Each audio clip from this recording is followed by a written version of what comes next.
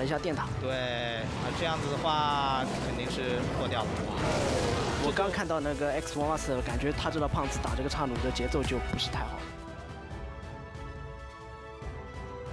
不是太舒服。对他这个牌，终于墓园交了出来。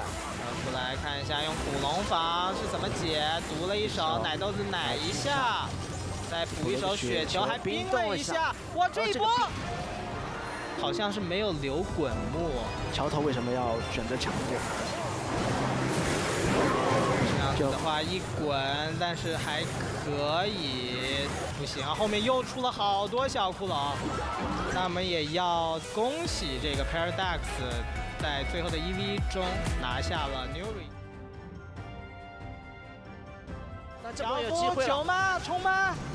冲起来！看一下这个奶豆子奶到了樵夫，樵夫打到了这个炸弹塔，火枪去预判了一手，预判了这个兵法吗？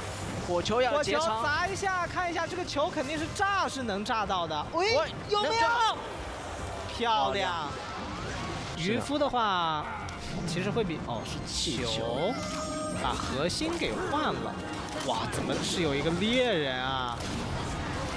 火球一砸，但是这个猎人好像不太给力。奶豆豆还奶到了，还有一下吗？2下。那血赚啊，还有炮吗？没有，不够。我们恭喜门神啊，在为自己队伍赚回一个赛点的。对，这边又是一波裸蹦，门神自毒，力量哥抢血，看一下最后一波机会，而门神这边也是要蹦一波，能不能打到血呢？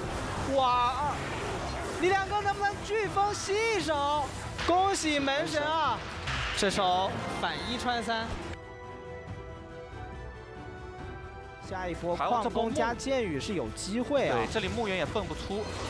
黄毛一挡，看一下这边古龙，但是没前排了，有没有矿工？青龙2口、3口，毒掉了。我们要恭喜 Light， 这边怎么解？先滚筒，再火枪，然后是什么？渔夫一拉，看一下，渔夫被小骷髅挡了一下，被奶豆豆又挡了一下。恭喜 Mugi 啊，牛还是牛啊！但是炸弹塔和猎人同时交掉，那 WEDGM 这边要给压力，反手给压力。这波大骷髅是扛到了伤害，看一下毒出来。再接一个滚木，再接冰冻，这波伤害这个小骷髅拼命在摸，直接斩杀了。恭喜 WEDGM 啊，扳回1城。看家居的表现，家居应该是打不太到吧？有一下吗？没有，哇，一下都没有。其实他防守已经非常好了。打右路，因为左路有一把枪，加上这个绿色的东西打不进去啊。右路看一下这个枪打的是谁？没机会啊！好，打的是残的这个炮啊！他们要恭喜到海尔赢下 Paradox 的同时，又取得了这个1穿3的成就。这一波要强蹦了，对，强蹦可以蹦，没问题。强蹦，看一下这一波毒药也有，毒，憋毒药，矿工是打不了多少血的。看一下小骷髅，给点力，给点力，漂亮。火球一砸，又蹭到塔，看一下没保住，10几秒钟，哎呦能不能？但是这个小骷髅还摸了一下，没有机会了。我们要恭喜到这个 Expo Master 在赢下这场比赛的同时，是帮助队伍以2比0击败了 Nova。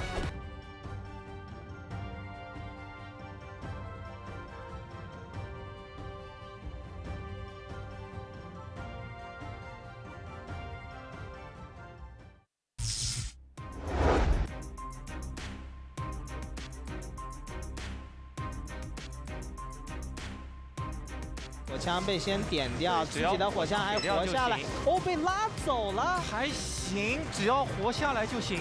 这边怎么解？先滚筒，再火枪，然后是什么超旗吗？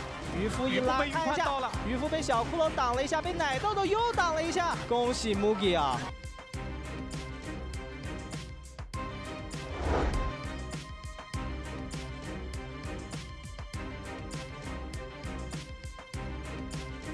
要砸火球，冰冻有一下，差一点点，但是血量已经抢回来了，而且这个爆炸伤害还炸到。看一下这个弩，他们不着急，先防这个，先用这个肉身去挡。看一下，这里要接气球啊，这里这边接气球来不及了，滚掉了。冰精灵跳到了奶豆豆，再接了一个滚。看一下火球一砸，弩还在输出，雪球一砸，终于阻止了，但是自己的血量偏低，火箭已经开始蹭了。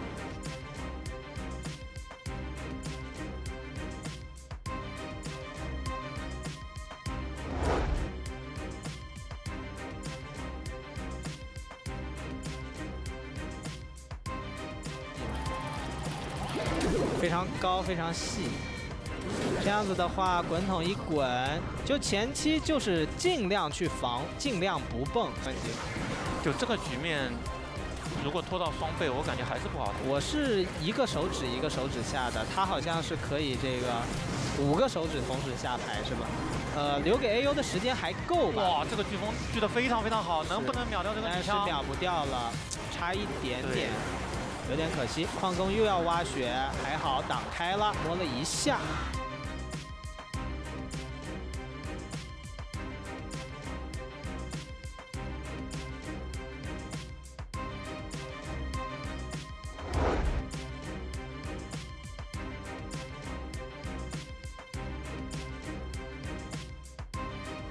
反正先把房子做起来，肯定没错。是的。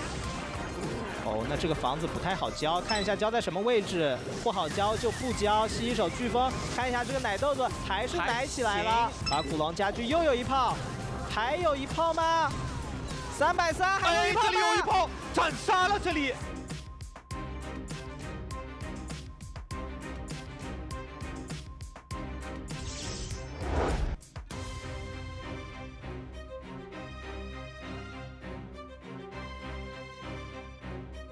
只要血量摸不到就没有办法了，反超不了。啊，门神这边找到了机会反蹦一波，亮哥这边看会掉多少血啊？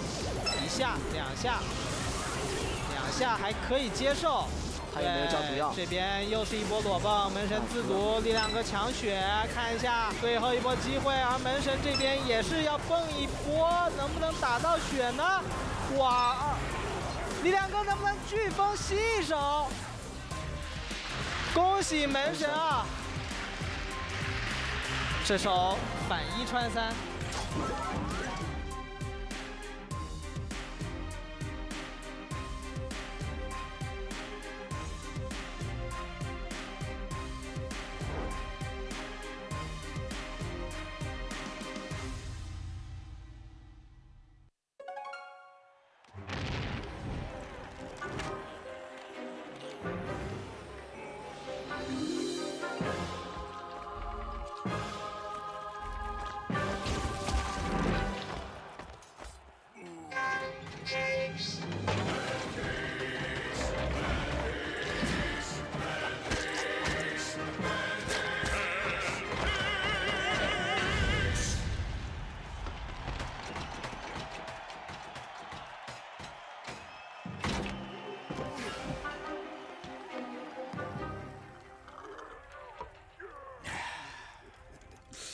Maybe I should get back to battling. Oh, one more video couldn't hurt, right? Subscribe. Subscribe.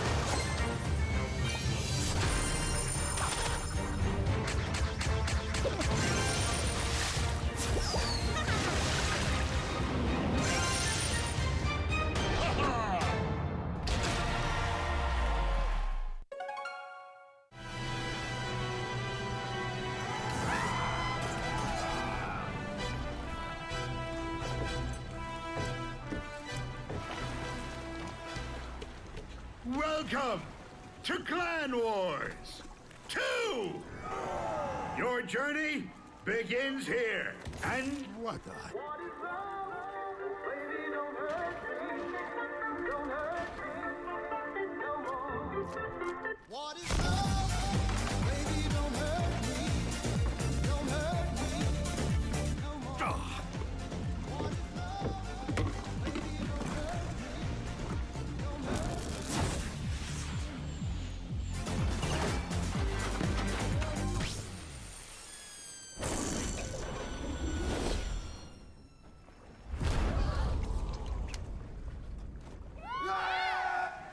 As I was saying...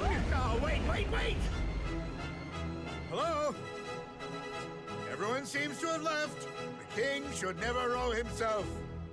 I'll just wait here, so send someone to get me.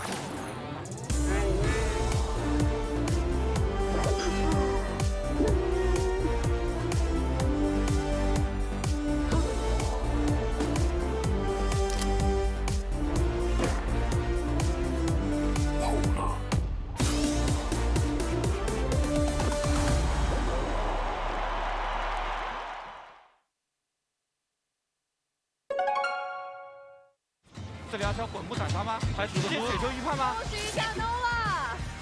마법들도 있고요. 파이어볼 만들어봐. 네, 마무리도 있습니다. Still the baby dragons are alive, and that's the ground roller. 他这个套系就进来了。好，拿到了3星。恭喜 TDG 啊！スリープを回して KK 選手勝ち切りました。Be careful, but still cannon. That tower was down so quickly. 再加一个滚墨，斩杀了。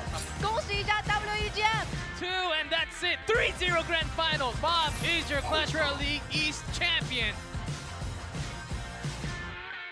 Nova Esports. 타이밍 간의 경기는 오히려 탈론이었다. PTG となりました。유수와 FAV 게이밍. 그라르아 리그 있어. 동호왕 사이즈 조리사이 발 시즌 頑張ります. All season. 리스트 건퍼리스트. 파이팅!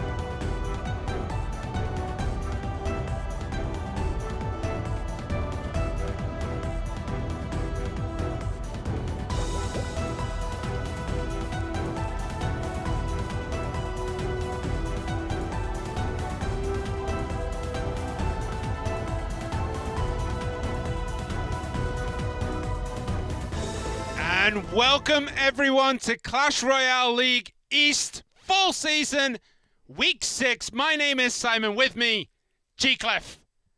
It's been a great week so far. I'm excited to see the games today. We've got so many good matchups coming up.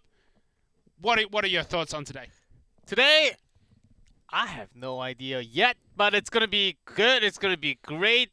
Just like yesterday, maybe better. Yesterday, we had some cool bands like Freeze. Oh, yes. Every single time, it should be Freeze. The bans in 2v2 yesterday. I think Tornado was only banned by one team. Once. We had RG ban, Freeze ban. We had some quality. Was it Expo Balloon yesterday ban? as well? Yes. Expo in 2v2. That worked really, really well. And it was just, the day was glorious yesterday. We had some amazing 1v1s. Ta-da. Oh, I can't wait. Today's going to be good. I'm legitimately excited for today's matchups because... What? If I remember correctly, we got 7th versus 8th. Then it's 4th versus 5th. And we finish with 2nd versus 3rd. These are all tight matchups. Oh, I can't wait to get into it. It's coming soon. It's coming very soon, guys, and I like the order, how it actually worked out. It's from bottom to top. It's a nice scale this week. Nice scale. First matchup is going to be TTG versus FAV. TTG, who started off relatively well, much to our kind of against what we were thinking, right? We thought TTG would struggle this season because they were pilfered by Nova Esports, but they started off real strong. And then kind of the form has slipped away a little bit, and now they're sitting 7th in the table. What has changed in those last few weeks for TTG? So TTG, with the roster change, we thought they lost all their core members, which is true, but they've got new additions. And they were strong enough to carry on for the first few weeks, but I think it's how you want to handle the entire season. Other teams started to change and evolve with having 2 different duos or 2v2s, trying lots of different rosters, but for the new TTG, with a small roster, that is just not possible. I think that's hurting them a lot in terms of strategy of what they can actually pull out in a match, how much you can actually surprise your opponent, which is always consistently happening from all the other teams, but not as much for TTG. Yeah, I mean, they did recently pick up Paradox as well, but part of me feels like it was like putting a band-aid on a gunshot wound, you know? Like, they were leaking a lot. Paradox is a great pickup. but is it enough to stop the leaks of points? There's your matchup on the screen. It is TTG FAV, then Timing Nova, Kicks versus Talon. The low, medium, and high. I'm going to put it the other way around because that's in the order. So all the mid-ranking teams. And the team that won set 1 has an 84.8% chance of winning the game. The day. That's insane. 2v2 is super important right now.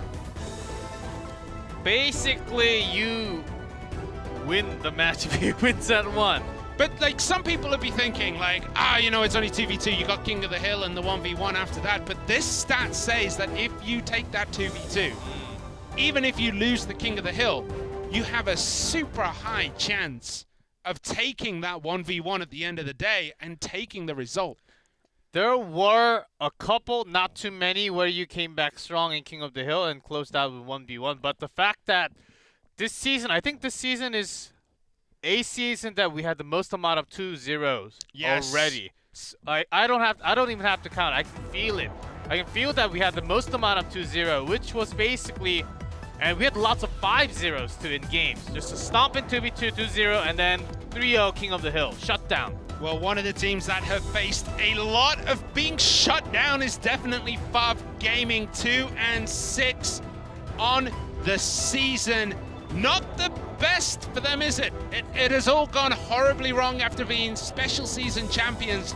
FAV Gaming have had a massive fall from grace. Not the best, you say. This is the worst for FAV Gaming in a long time. Even the end of last year, beginning of last year, there was always middle ground. We're actually winning the regular season, being on top. So it's really weird for them to be at the bottom right now. I think there was an error on that. It said TTG had 4-4. They're actually 3-5. Yeah, they're 3-5. So, the score there was a bit wrong. But yeah, FAV Gaming they have started a comeback. They have started to get wins on the board.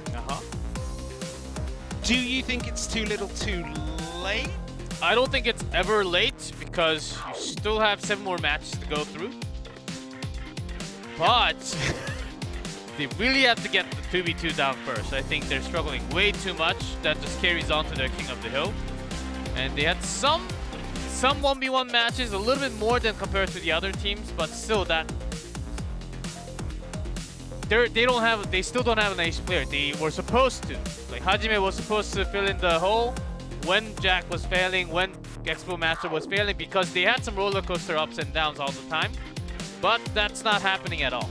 Well, I mean, when you look at Hajime's record in King of the Hill, he started off so strong. It was an all-kill of WEDGM. He then, you know, lost to Nuri, beat Boss in this matchup, and then lost to Famous Kid, and then he all-kill Kicks. But since he all-kill Kicks, he has not had a single win in this game. And even when he all-kill Kicks, he then went on to lose to Benzer in that best-of-1. FAV just haven't really captured what they have had in the past, and it all seems to have gone wrong for them. But this 2v2, it's going to be new Amisa, and since there is no one next to him, it is Famous Kid with new Amisa. This 2v2 pairing is relatively new, but it's pretty exciting to see, and it's going to be Jack and Katashian for FAV. Okay. Jack, Katashian. It's not new. They're not new, but they do have not too many matches. Only 3 sets of 2v2 played. Yeah, and they won 2 of those and lost 1. So the one they lost was to Kicks. They beat TTG last time round, but that was new Amisa and Hui. And they did beat AUK and D-King not too long ago, just last week actually. So expect this pair. These are 2 relatively new pairings in terms of how many games they have played together. They're relatively new. They haven't played a lot. It's going to be interesting to see how they play this game out. Yep, and also for the duo TTG, Famous Kid and Yumitsu, they were doing really well. They did have a check mark on my sheet. And their teamwork, maybe because they're one off, one being on stage, one being online, I thought maybe I had slightly less expectation than compared to when they actually had 2 on the stage, but they actually played a decent game. Yeah, and we're gonna get into this one soon. Double NATO ban is back. No fun. No fun at all. We have seen teams experiment around the idea of not banning Tornado. We saw a lot yesterday, only 1 Tornado banned out of 3. And those bans did help make much more enjoyable 2v2s. We went all the way back with lots of Giant Prince. Oh, the Giant Double Prince, man, that's a... Didn't work. It didn't work, but it is a deck you love to see if you've been around the pro scene for a long time, because it takes you back to the olden days. Before Heal Spirits, before... Basically... Before Skeleton Barrel. Before RG became good. Like, it does take you back quite a while, but we're about to get into this one. Soon. We usually... Trademark. There we go, finally, finally. All right, so it is going to be New Amisa and Famous Kid in blue on the bottom, and Katashian and Jack in red at the top.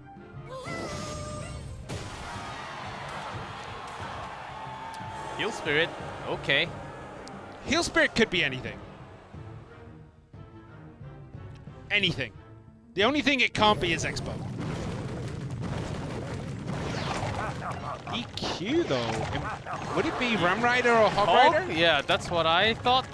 From TTG, they must be running something so they can destroy the building first. And with the Heal Spirit and Skeleton, maybe just a common RG from FAV Gaming. Heal Spirit does get a heal on the Giant Skeleton, but it's a little bit late. But as always, Giant Skeleton Bomb will clear everything up.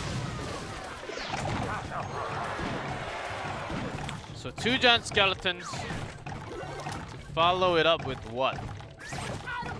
It is going to be the Ram Rider from TTG. Is it going to get a big... It's going to get a connection here. The Fisherman is good, and a Hog Rider from FAV as well. Minions making their way into the game. I think this might be only the first or second time we'd see Minions this season. Certainly not as... But in 2v2, did see more than a couple of times, I think. But the big focusing point on this 2v2 is that Fisherman did not get to activate the King Tower by pulling the Ram Rider for FAV Gaming. And instead, their Hog did some damage, but on top, 1658. How did that happen? Yeah, the Fisherman not getting the activation on the tower is crucial. Yeah, but the Ram Rider actually got some hit for that, and maybe FAV, they are not having a building. And they're not going to get this Hog Rider. 1 hit. Did it get a hit? It did, right? I think so. It wasn't below 2,000 right before that. But TTG, they have double Ram Rider, which we saw from lots of 1v1 match was counter to the Hog Rider. Yeah, because it can just stop them in the middle of no man's land for the longest of times. Giant Skeleton War going on in the middle, but 1 minion on that left side gets another connection. And you might think it's only a minion hit, what's it gonna matter? But it looks like this game is gonna go all the way. And every centimeter of health on these towers is gonna matter. Every pixel is gonna matter. And that's another Hog Rider hit on the right. No, Fisherman just in time there. Yeah, Ram Rider slowed and pushed by that log again and again. Great fireball, deleting a lot of its target. Giant Skeleton! Getting a little too close! That's death damage and game. What? That Giant Skeleton just completely ignored the bomb tower that was right next to it the whole time, and the tower goes down. FAV Gaming take a victory here. That Giant Skeleton. Did it come from the right side of the bridge? I think it was slightly towards the right side. It got pushed over because of the almost dead Giant Skeleton, but still, I think normally you'd see that pull. This time it doesn't, and FAV do get the win here. It was looking good for TTG up until that point. And when FAV knew that it was going directly towards that build, towards the Princess Tower, immediate fireball and snowball to delete that Musketeer. If they'd have done that sooner, I think the Giant Skeleton would have turned around. because I think it was locked onto the Musketeer. Yes. Which is what caused it to get like bloodlust and just start walking into that tower. But we're going to see when we get the replay, that Fisherman clutch as always. Because look, it survives and then pulls away everything here. And then you're like, okay, now we have a counterattack because you've pulled that out of the way. Oh yeah, so first of all, it started from the right side of the bridge. So it's actually closer to the Musketeer. Yeah. Oh. It looked as though it would have pulled one square over to the right for TTG's bomb tower. Would have probably got it, but... Yeah, or one more towards the river. Yeah, one up, one across. Could have been anyone's game there, but once that giant skeleton gets that big connection, it's essentially over. And we're going to have to see if TTG can shore up their defenses, because defensively, normally you wouldn't see that happen. That's not a regular occurrence in 2v2. So, is that TTG misplaying, misreading the situation? I think FAV was going to win overall. Ram Rider did some more damage initially, but after their bomb tower, the EQ did do some damage, but the Ram did barely any damage when the Hogs were actually getting a hit or more, and FAV also had the freeze. So even without the death damage from the giant skeleton, I think over time FAV still had that 2v2. Controversial. I think so. TTG may have held on and took it. From snaring the Hog Rider all the time, but it doesn't work the same in 2v2. But they had a Hogger too. They had a EQ, sorry, so they would have been able to outcycle. No, 5-1. All right, fine. We'll take this outside later, G-Clef. All right, when we go on a break, guys, make sure to have us on camera. Watch out for G-Clef's black eye. Okay, so the Ram versus Hog didn't work out for TTG in game 1. Game 2, are you expecting to go RG? Do you think we're going to see Lava Hound? Because anytime a team brings Lava Hound, and we've seen this a couple of times, we saw it in West yesterday as well, Expo kind of has snuck into this 2v2 because of Lava Hound. Because that Lava Hound deck is so popular. Expo has snuck under the radar in 2v2. Do you think we'll see Lava Hound today, or do you think we're actually going to see Expo? I don't think we'll see neither from these teams. Neither because we still have Balloon. Like, we don't really have a big lava push, and teams by style of TTG and FAV, I don't think they're the two teams. If it was like Nova and Ponos, I think there's a really good chance for lava. Well, with Jack and Katashian, you got to think it's going to be double barrel bait, right? Like you think there's going to be at least some bait aspect, because that's what Jack is known for. He hasn't proven it so far this season, but it is kind of his bread and butter deck, right? That's just how good he is with that deck. Everyone knows that he's good. EQ, Hog Rider especially is Jack's, you know. Yes, because Tornado is banned. So one spell that's really good against the bait and the small troops, that's gone. And I've been seeing some teams practicing some Sparky decks. In 2v2? Yes. Ooh. Just a Sparky, not two Sparkies. What does the other player carry in that situation? Some with Giant, some just with the Royal Giant. And instead of two Giant Skeleton, just one Giant Skeleton and one Sparky.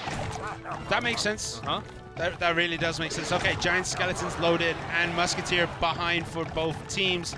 So the Battle of the Bridge on the right is going to be a score draw, as both Giant Skeletons end up falling to each other, and then the Musketeers will go. But that Hog Rider is going to be shut down here. And TTG might just be thinking with Giant Skeleton Knight, Graveyard back again. It's always solid. It is indeed. I think you're right. I think it is going to be Graveyard Blue together. Well, the Lumberjack, we've also seen quite a few Royal Giants in 2v2 with Lumberjack. So maybe it would be that. The Fisherman here isn't going to get much done. Legitimately nothing. The Hunter is going to clean that up. Couple of fishy slaps on the tower. All good. Why do you think they put the Fisherman that far left? Maybe they thought something else was coming along with the Lumberjack. That's my guess. 0 hits on that. And there is the balloon for TTG. And with the giant skeleton loaded up on the right-hand side and a graveyard. Okay. Oh! An early freeze, but a defensive poison already on that graveyard. So the skeleton's close to 0 and the blue not even close. Just the death damage this time. That snowball pushing that balloon into the bomb tower's bomb was just fantastic play by FAV. Well defended on that push. They're still behind though. Not by much. Yeah, not by much. But they're behind. Yeah, still by at least a spell or more, unless it's a rocket so far. But they do have the speed. And TTG can strike it back just like this. And when you have a freeze, again the defensive poison comes. Not choosing the freeze this time, but that balloon is going to get a big connection if it doesn't get stuck. Oh, Mega Minion and the Musketeer. But the Hog Rider on the bottom. Oh, third shot, almost the fourth. 14-38. Absolute MVP Hog Rider there, getting massive damage in on that tower. KOTH, they have the control. Okay, let's graveyard, defensive poison, and we can do it all over again. Here it goes again. There's the bomb tower. Nothing to push that balloon away from the bomb tower. The Hog Rider on the bottom with the freeze did some work. Compared to that on the top, there's barely anything. Yeah, but TTG just wasted 2 spells on that. They wasted the arrows and the snowball when just one of them would have done the trick. Not the biggest, but it's a pretty big deal. Somewhat on a panic mode for TTG as the Hog Riders are going through the defense. This time it's okay, it's without the freeze, without the log. But we have seen, and this is actually where it might go. If they can invest everything on that left-hand side, it might be good. The freeze comes down defensively from FAV. And offensively from TTG, and the balloon goes in straight just before the touch. Fireball does come, and now the Hog Rider again going for the strike. No bomb building. tower. Yeah, no bomb tower in hand. They have to defend this perfectly. That's game. With one more hit from the Hog, poison log finishes the game, and FAV Gaming. What'd you say the win percent was when they win the first set? 80 something? It was 84. 4.5. 84.5. Well, they're carrying a strong advantage into the King of the Hill.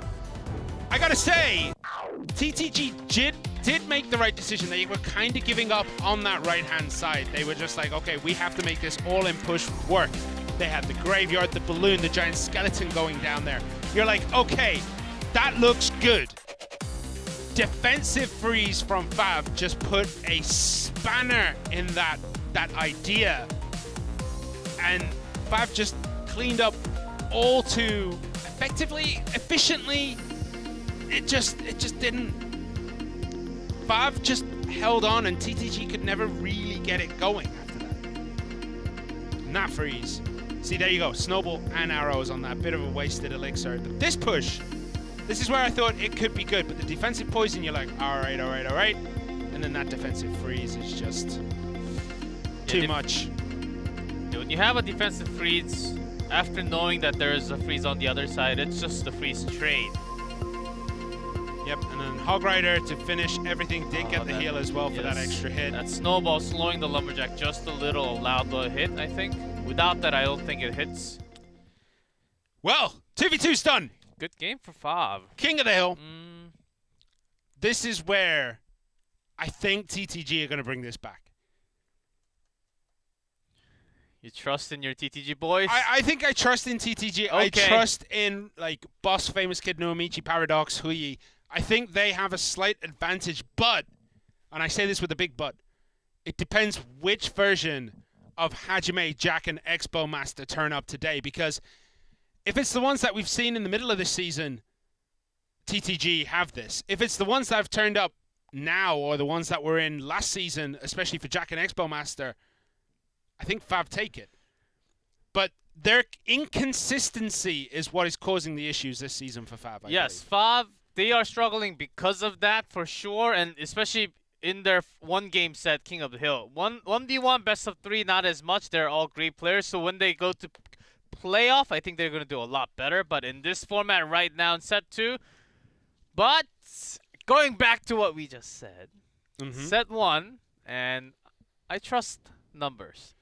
I have big faith in numbers, okay? What if FAV are the only reason for that for that 14%, that 16%? And plus, on top of that, the best music comes when you're hungry. What? The best music is made when the musician is hungry. FAV, they are hungry for a win. They need to have a win. They're desperate right now. Their practice had to be like maybe with like 1-2 hours of sleep for the entire week. But then, if it's that much practice, you're gonna have diminishing returns because you're gonna be tired. And they had good night's sleep last night. Well, we'll see how it goes. King of the Hill records, as you can see, Hajime and Jack. Jack finally getting over that 50% hurdle. On the back of essentially not quite all-killing, but almost all-killing Nova last week. He beat LCR, beat Rain, and then did lose to AUK. They did end up losing that, even though they won the 2v2 G-Class. So here's what I think. I think FAV, like it's great that they're using Hajime Expo Master Jack all the time, but in the previous seasons, there were at least couple of games where like Kensumeshi came out. Like this? Oh, or Katashian. Or Katashian, yes, exactly what I was going to say. Katashian, we have no data this season in King of the Hill. Last season, he went 1-3 in the regular season, and in the playoffs went 0-1. He was not used very much at all. He had a 20% win rate, but that includes triple draft, which was in that special season. And it is going to be Huyi coming out from TTG. Huyi has beaten the likes of Little Chen, Line, and Peas, but there's 2 more L's on that list. He is 3-5 for the season. Yeah, Katashian, these games played, I think it comes from a lot of 2v2 and the previous season. Even in the previous season, there's totally, you can't have 27 games. So I think a lot of 2v2. Either they're pulling like last year's data or 2v2s are included in there. And previous season, he did play some Royal Hogs. Back in the days with 3 Muskie, which was still being played by not too many, but those love to use that Magic Archer in there too, with his own, somewhat of his own color to it. So if Katashian plays Magic Archer today, then I would actually follow, just like LCR. But Magic Archer is not in the best of spots so far this season, so we do have FAV Katashian in red, Huyi in blue. Huyi has bought quite a mix of decks. He's bought Graveyard Mortar Cannon card, he's bought the Minor Wall Breakers, he's bought just Graveyard in general, you know, with the Barb Hut version. I mean, he's played Loon Recruits. He's played pretty much everything. And considering at the start of the season, he was only a 2v2 player. Which switched really quickly, actually. Yeah, a lot of us also thought that he was going to be 2v2 only. And maybe sometimes when you go into playoff and he's basically required to play that 1v1 set. But he's turning out to be a great 1v1 player for TTG. Yeah, his previous seasons in CRL China were also kind of like this, where he was mostly used in 2v2, but at some point he switched to being 1v1 and did all right. Not the best of results, but he did all right. He did take a few big names. He did also lose to a few people that maybe someone who beats Little Chen shouldn't have done back in 2019. But, you know, he's a good, solid player. Not the star, not a superstar on TTG, but he is a solid player. Solid player, you say, waiting until the double elixir mark with a bar barrel. Graveyard for Huyi, RG for Katashian. 1 card predictions. I think Royal Hogs for Katashian. And the same for Huyi. Would you wait this long? Would you wait this long for Royal Hogs? Why not? I feel like Royal Hogs is a deck that you want to chip damage in during single elixir, so during double elixir you can turn the screw. I feel like waiting till double elixir. Well, all right, let's have the first game ever where we wait till no triple hogs. elixir. Graveyard back again. And It's going to be good Graveyard baby. Mirror. What are the other cards they have around this? It is the Barb Hut for Katashian in this Graveyard, and Hui choosing a slightly quicker cycle with that Goblin Cage. Let's see if this comes out with the Tornado or Delivery for Katashian. There's poison. Yeah, both players choosing to burn defensive poisons here. Not sure how I feel about burning the offensive poison when you know your opponent is playing that Graveyard. You're playing your own Graveyard. Not pairing them together does seem a little risky. Yeah, Hui does have a Tornado, so he's, even though it seems like the Barbarians are going to be out of control, he can sort of handle it with a single good Tornado. But he has to handle this Graveyard first. He is taking a couple of hits, but legitimately well done. I think a few splashes came through on the Baby Dragon there as well, which is a little bit unfortunate. And Katashian still got a great value from that poison. Yeah, and Hui panic Graveyards on the right-hand side, left-hand side. Delivery. Going naked on that one, and it's not the greatest of Graveyards we have ever seen. Just 300, 400-ish damage onto that one. Oh, Hui falling back a little too much. Even the left side. Okay, dealt with the bar barrel. Yeah, but how's he going to deal with that one skeleton that's on that tower? It's done quite a bit of damage. 1254 down to 1098. It looks like Katashian has this one wrapped up, but I keep saying it, we know what Graveyards can do in the blink of an eye. All it takes is one out of control Graveyard, and that's it. And I mean, Hui's Graveyards have been interesting to say the least here. It's not been pairing up well enough to do max damage with the Graveyard. On top left, it's because of constant pressure from Katashian. Yep, not finding anything he can roll into the tank. Tried the bar barrel this time, that time round, but didn't quite work. And that's a very late Graveyard again from Hui. 30 seconds left. The delivery comes. And the Tornado, let's see. That's going to be a lot of damage coming in. The Heal Spirit as well, but Baby Dragon does change targets. No more splash into the tower, but that Baby Dragon lives forever. Still not enough to take more shots for the second Graveyard, and we're talking about 500, little less than that after the poison damage. Katashian seals game one. Yes, he does. Katashian, known more for his 2v2 than his 1v1, does take out Hui here in, I want to say, all too easy style, man. That did not look challenging for Katashian. Hui's Graveyards could never really sync up with what it needed to sync up with. It was always like a disconnect between having your Baby Dragon and Knight to tank up for it, and then having the Graveyard and the Elixir in there. Katashian, even though it seemed he had much more of a favor, I believe there were few spots in this game where Hui rushed himself, his own Graveyard, at least twice on the left side. Yeah, 2 naked Graveyards. And then there were the times where like he put down a Graveyard really late. Yeah, even the Knight placement, if it was just a little bit to the right, the Baby Dragon splash won't. I think Hui wanted his own Baby Dragon to connect with Katashian's Baby Dragon shots, but the placement was a little bit weird. Yeah, and as you can see, tiebreaker situation. Katashian got that one.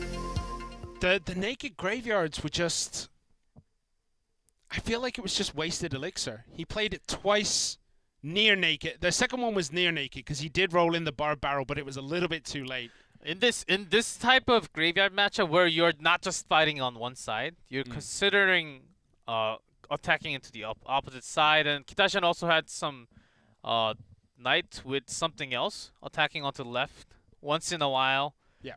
So constant pressure in both lanes from the Barb Hut. He had to deal with that, and also hold the Tornado, thinking, when do I actually use a Tornado and how do I make it the best spell ever? Well, I mean, for that deck, you want to use the Tornado offensively, right? You want to pull everything onto the tower so that your Baby Dragon gets the splash while the Graveyard attacks from the back. But and you want Ice didn't really Wizard get it there work. too. Yeah, and it didn't. It worked once with the Baby Dragon, but there was no Ice Wizard to slow it down, so it synergizes more.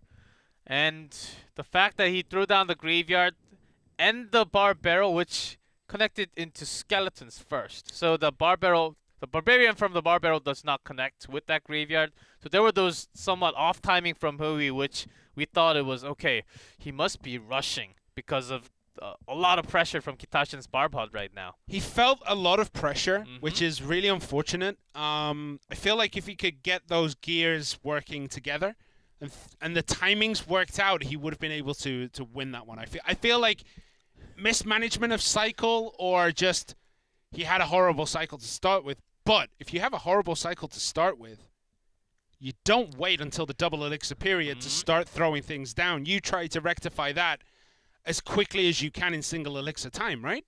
Yeah, it felt like, I do not know if this is a good reference, but to go up to the top of the mountain, Hui was basically mountain climbing. 180, when Katashian was on the escalator. He was on the cable cart. It's just See you later! Hey, how's it going, buddy? All right, game 2. Katashian kind of threw me in a bit of a loop here. I'm not used to seeing FAV Gaming go for anyone but Hajime. So we'll have to see if Hajime shows up later. It's going to be... Who do you think FAV have dropped for Katashian? Maybe Jack, because his King of the Hill was not really working out, being in the middle all the time. But then the last time he beat Elsiop and Rain, so I mean, you know, it is going to be Paradox coming in for Hui here. Paradox, relatively new to TTG, just made in the transfers. What has he played? Whoa, he's already played quite a few games. different camera angle. He's all over the place. Looks like he's playing in the kitchen this time instead of the living room. I like the living room view a lot more. It's got more space to it. Yeah, so Paradox this season, the last game he played, he did lose to Hire. He did play that RG Ewiz deck that's been knocking around. But he has beaten Nuri in a best of 3. With that one, he played the Graveyard with the Bomb Tower Ice Wiz, and he played that twice. And he has beaten Greed with Royal Giant Ewiz as well. So the one time he didn't play Royal Giant or Graveyard, he did play the Mortar Skeleton Barrel Cycle with the Goblin Gang Spear Goblins, and he lost to Sado. Do you think he will go for something not RG Graveyard, or do you think he's just going to play the same? Even with the RG, I love this play last week because he knew what to cut. He knew what to take. Okay, I'll take maybe less than 300 and take 800 instead. So his trades were always working really well. So we didn't get to see all kinds of play from Paradox yet. Did you see that amazing t-shirt in the crowd there? No, I did not. It was Vincent Van Gogh, but like part of it was the Count from Sesame Street. Oh, what a shirt! I need that in my life. Okay, sorry to interrupt you there, but that was just too good. I like this shirt. What's Paradox has? Too good not to talk about. That shirt was amazing. I need to find me that. If anyone knows it, please reach out. I'll buy it. Okay, we're going to soon be getting into Paradox versus Katashian here. Who would you give the favor to in this matchup right at the beginning before we see anything played? I would say 50-50. This is a hard one to call. 50-50 anyone's game, is that what you're saying? But FAV already having Katashian and having one win, that's a big plus. Starting with that Barbaro. Nothing?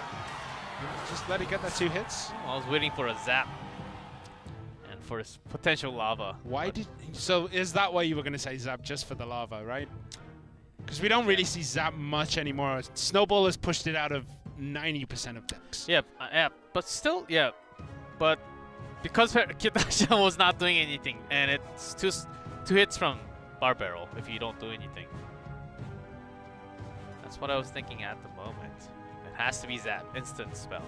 Paradox does not look happy waiting for this double elixir period, does he? He's kind of looking around. He's got a smirk on his face. Like, what's he thinking right now? What's happening?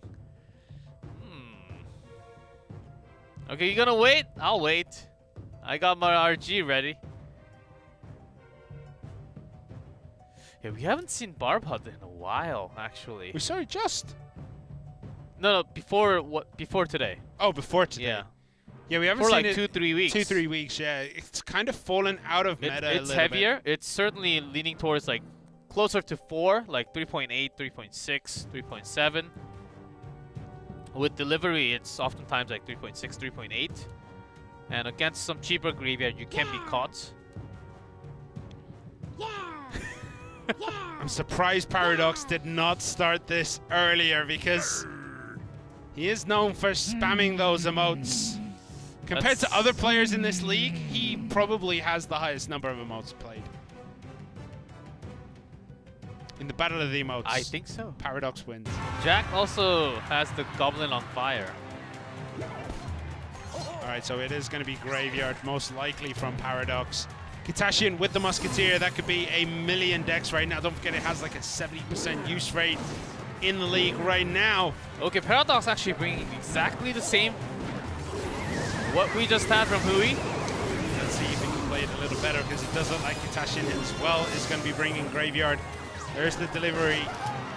Good Top of the placement. skeletons. Musketeer played off to the side as well. Poison damage is going to get a little bit of work done here, but that's going to clean up everything there. And no counter push. Katashian again puts the Barb Hut this time right in that top corner. Yeah, remember most of the damage actually came, most of that damage came from that Barb Hut played right at the beginning of the game.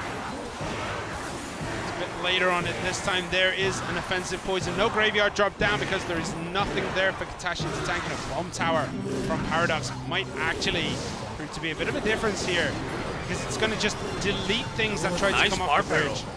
Drawing the knight back so that the Princess Tower doesn't even catch a single shot. Now it's locked onto the baby dragon, but still the bomb tower was ready beforehand. So Paradox ready with what Katashian was bringing down. But he is equaling up the score ever so slightly. Musketeer played off to the side. There's a poison that's going to take out the rest of the Barb Hut, but there is so much there to defend. I think only the poison is going to get the damage in as the barbs expire there. Because of the barbs, Musketeer survives from Katashian's side. Heal Spirit doing a massive amount of healing. 3, 4, 5 skeletons. 9, 2, 7 remaining. Katashian. That was spicy. In a graveyard versus graveyard matchup for the second game in a row, seems to be getting the advantage over Paradox. Not expecting this for sure. Paradox, if Katashian gets an all kill, that would be kind of crazy. Kind of crazy. And maybe throw FAV Gaming off the hook with the Heal Spirit. Oh, did not catch. That is a good poison though. That got a lot of bodies off the board, which is kind of what Paradox kind of needs when you have to go against something like that Bob Hut. And that Tornado bringing everything back is not going to be super effective for Paradox because the baby dragon is locked in his own little world. Which was still okay to bring everything into the poison range. I think that's what mattered the most for Paradox, to get everything in line, even though it's not doing, the graveyard is not doing too much damage because of no lock from the Princess Tower. But the aggression is definitely paying off for Paradox as we get into the last 5 seconds. A couple more hits. The poison, a tornado used, another poison, but I think Katashian has this one. There we have it. 2-9-1 on that tower. And Katashian takes game 2 in what can only be described as the King of the Hill shock of the century. Bring in Katashian in King of the Hill, and he gets more wins against TTG than I think Katashian has ever got in 1v1 before. This reminds me of Reiki Jones. Yeah, like remember Reiki comes out randomly and then defeats 2 or 3 by himself, and the rest of the squad doesn't even play. Yeah, that's exactly what it feels like. Great play. The graveyard versus graveyard matchup, like the two different variants. It's fascinating to see how they have to make a window for themselves. Like Katashian has the permanent aggression, right? The barbs keep coming in and out. Paradox has a more defensive style with one offensive switch, but he was using those tornadoes aggressively. Yep. Aggressively, so it brings everything back together. And with the poison, it deletes So most here of he the misses the barbarians. knight in the tornado. So that knight right at the front of the bridge meant that that baby dragon is not getting the splash into the tower. And I think that would have made a lot of difference for Paradox, because I think that would have been tower down. Yes. Paradox was trying to get maximum with that tornado poison combo to at least get the barbarians from the bar pot plus the musketeer and the baby dragon somewhat damaged out from that poison. But some of the heal spirits doing work, and even without it, Katashian had such a lead already into the game that Paradox just could not catch up to the game this time. Well, this has been a bit of a shock, having Katashian take game 1 and game 2, and now has a chance to all kill TTG, the permanent 2v2 player on this team. Katashian, he has always been on 2v2, now has a chance to get an all kill to his name and get the 3rd win for FAV Gaming this season. Against who? It's gotta be Amisa. Amisa. It's gotta be Amisa. It is Okay. Amisa. Alright, Amisa versus Katashian. I mean, at this point, the ball is definitely in FAV Gaming's court, because if Katashian loses, Amisa still has to take out 2 other players on FAV Gaming. And it could be the 3 that we usually see in 1v1. Jack, it could be Expo Master, it could be Hajime, could even be Ken Sameshi. Maybe this is the day that FAV are like, you know what? We've been hiding Katashian's 1v1 and Ken Sameshi's 1v1 all season. It's time to unleash the beast. Ken Sameshi right there on the left saying, you got this, right? Okay. I trust in you, bro. Yeah, from all the members being into the room, I think a timeout has been called. Yeah, I would assume has to so. be TTG. I would assume that it's CTG. Well, they need Amisa to absolutely tear a hole in FAV today. He's got to get the reverse all kill. We know he can do it. Amisa has all killed not once this season. Wait, what? I thought he got an all kill. All right, he didn't, but he did beat Jack and Expo Master before. He has beaten Yakitori and KK. So he has closed out games in King of the Hill on his own. He hasn't all killed, he hasn't sweeped. But yes, he has managed to take out some of the strongest players on each team. Yeah, that was a match where we closed down King of the Hill and won that 1v1 in one day. And became the MVP in week 3, I believe. Well, we'll see how it goes. It is going to be Amisa versus Katashian. And don't forget, the last time these 2 teams played, TTG did get the victory. It went all the way through King of the Hill and went down to a 1v1 where Amisa beat Expo Master. So we'll have to see how this one turns out from here. Amisa has a lot of work to do. Katashian can kind of take it easy. If he wins this, he gets the all kill. If he loses, FAV still have 2 chances to take the W here. And it looks like it's going to be Graveyard for a 3rd time for Katashian here. Just the exact same. Or the Hall Rider. And Cage is used on the left. Nice juke. That psychological play there from Katashian. Oh, love it. Admittedly, it only got him like 500 damage on the tower, but it was a nice little move there. You play the Knight, you play the Musketeer, your opponent thinks, right, this is Graveyard. Throws down a Cage on the left-hand side. What comes down the right, G-Clef? Hog Rider. Hog Rider! Please don't do that. Okay. I was ready for that too. Heals. Doesn't get onto the RG in time. The RG does go down. No Fireball from Katashian in this deck, so he's got to find a way to manage those Skeleton Dragons without it and to try and take these cages off the board before they defeat the Hog Rider. Let's see what the building is from Katashian. There are some with Inferno. Inferno Bomb Tower is what we usually see with this deck. It's one or the other, depending on what you think you're going against. I think if Katashian was thinking it was against Graveyard, for example, he'd bring Bomb Tower. If he thought it was going to be against RG, probably the Inferno. Either Inferno, Bomb Tower it is, and last Fireball or EQ. And I think EQ because Fireball was not down for the Skeleton Dragons or the Musketeer. Oh, there's RG. It's getting close. One shot only, though. But that's enough to give Amisa the lead going into the last 30 seconds of regulation time. And a Hog Rider coming in. There is the cage. The cage is good. No EQ either.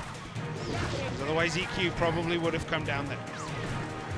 There were lots of chances for Fireball Katashian too. So maybe he's not running triple spell. Maybe he's running Rocket as the third spell. I think he just doesn't want to use the EQ against the cage. Well, this time a Hog Rider does get through. It does get one shot for Katashian. He's got the sneak in. One shot's good enough for Hogs. He's back in game. 14-15 on top. There's that EQ. Finally, you need to chip in. He was leaking some elixir. Yeah, interesting that Katashian hasn't tied that EQ up with his Hog Rider, which is kind of what he's going to need to do to get through these cages effectively. Because Amisa is sneaking advantages. He's sneaking damage through 989 down to 808. 500 hit points separate these two players on the right-hand towers. Left-hand tower is completely abandoned. There's an EQ to begin EQ cycling, but it's going to make it hard. Next time Katashian puts down that Hog Rider, if he can't cycle back to the EQ, it's going to be distracted by that cage. It is looking very rough for Katashian as the RG is chewing down the bomb tower. Even with the heal spirit this time, it's not enough for Skeleton Knight Musketeer. There's the Hog Rider. Cage is there. EQ this time is paired up, so he did get back to it and isn't going to get a shot. The log is going to help massively here with that RG going into the tower. It's going to get a heal. Most likely. Oh, no heal on the RG, but it still gets a shot off. 138 Fireball will finish it for Amisa. Last push for Katashian with this EQ Hog Rider, but there's Skeleton Dragon Brawler Musketeer already on the field with the last Fireball.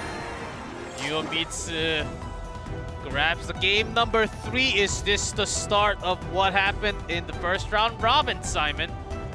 Well, the last time Amisa only managed to get 2 kills in that one. So definitely possible he wants to increase that to a full reverse sweep. He needs to win 3, and if he's playing 1v1 again, then he needs to win at least 2. Yes, so that's 5 wins for himself. Good math there, G-Clef. Good math. 2 plus 3. Well, 3 plus 2 would indeed be 5. Very good math. Oh, yes. Amisa played an absolute blinder. Katashian, I have a few questions about how he managed the first couple of Hog Riders, where maybe he should have gone with the EQs early and, you know, constantly kept them tied together. I think that would have helped him get through those cages quicker. It would have helped him get more damage onto the towers. But I feel that's been overly critical. It depends, because sometimes EQ, because of its slow, it helps the opponent to build up a stronger push with extra elixir. Even though you're doing some damage, sometimes because if you don't have a Fireball, you can't really finish a Musketeer. I still feel like the first few engagements with those Hog Riders would have gone a lot better with the EQ down. Fireball always onto that Musketeer as well with the log or the heal spirit there. Even though the heal spirit didn't get the heal into the RG, it was just enough damage to make sure that Fireball took out the Musketeer. Paying respect was Amisa to the Musketeer, deleting it instantly over and over again. So if it was the Fireball, I think Katashian actually might have had a favorite in this matchup against Skeleton Dragons, Musketeer. There were lots of Fireball chances. It's true, yeah. Too many chances.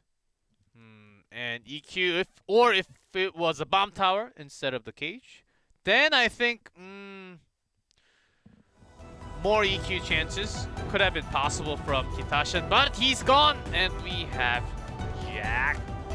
FAV Gaming is, I think we're having the usual, maybe no Hajime today and just Jack Expo Master from FAV Gaming. It could always be Jack Hajime.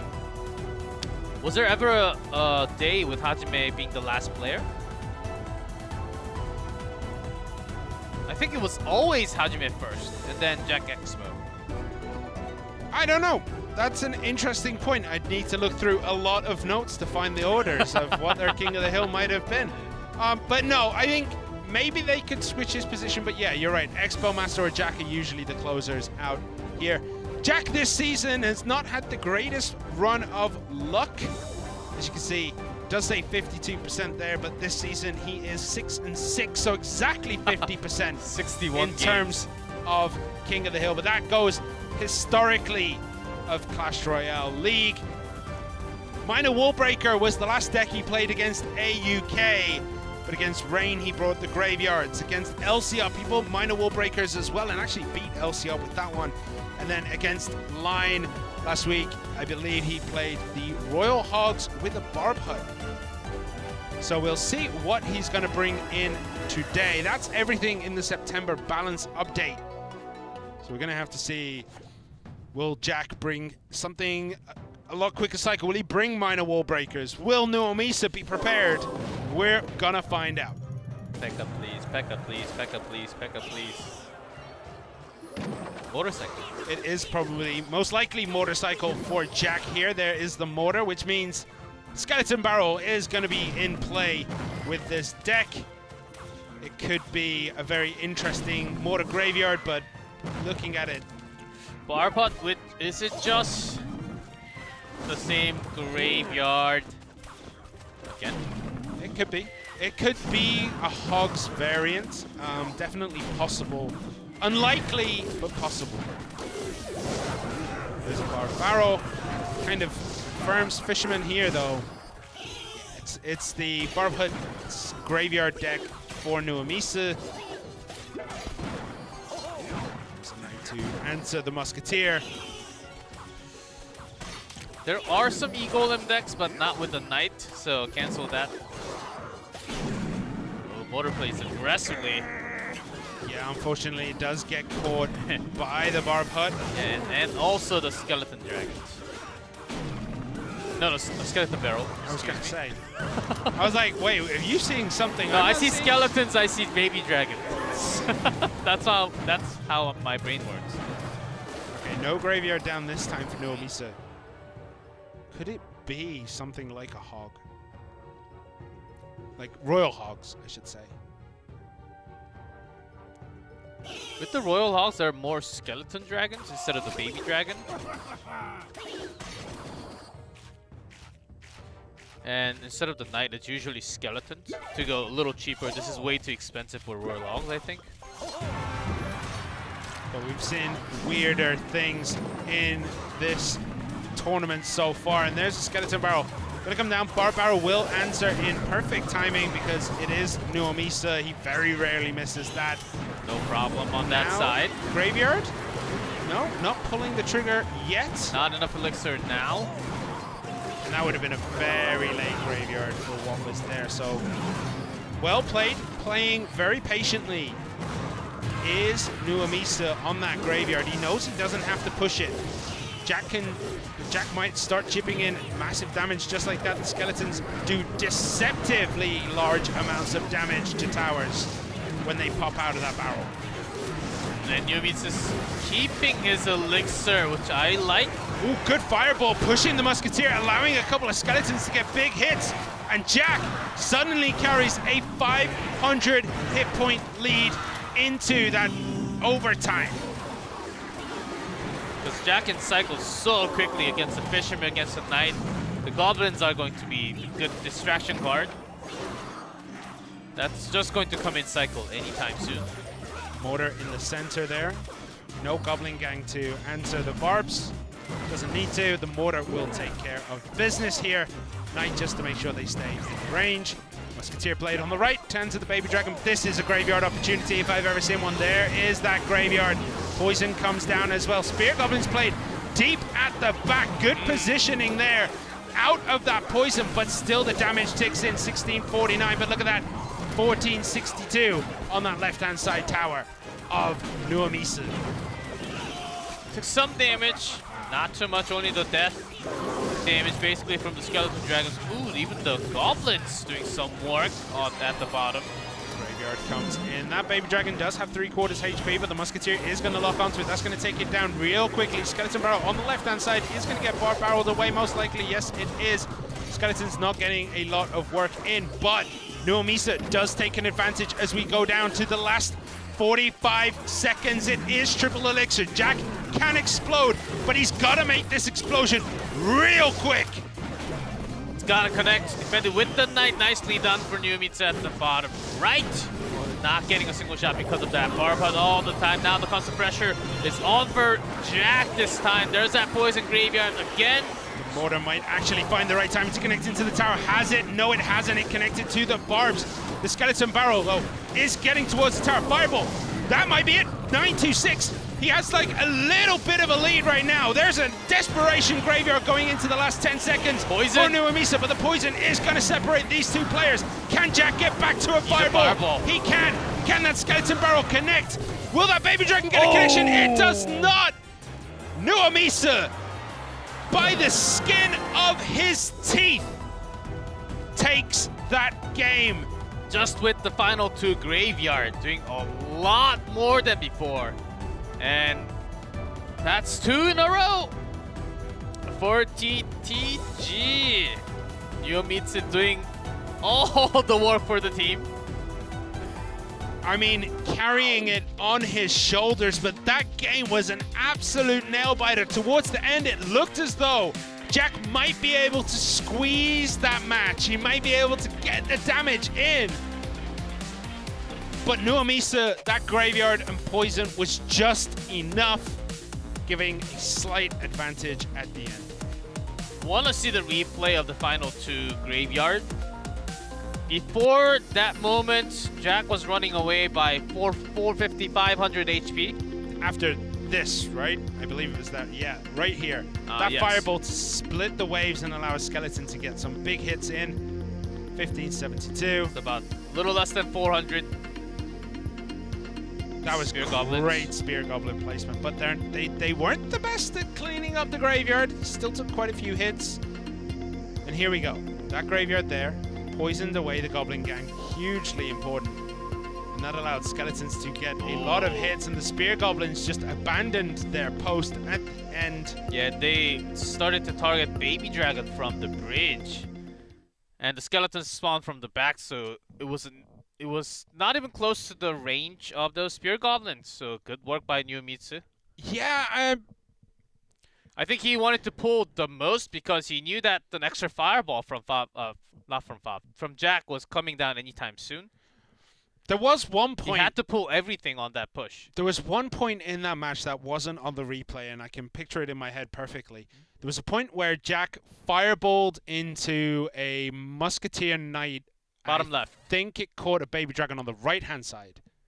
Didn't connect to a tower. It was a defensive fireball used to deal the damage, push it in.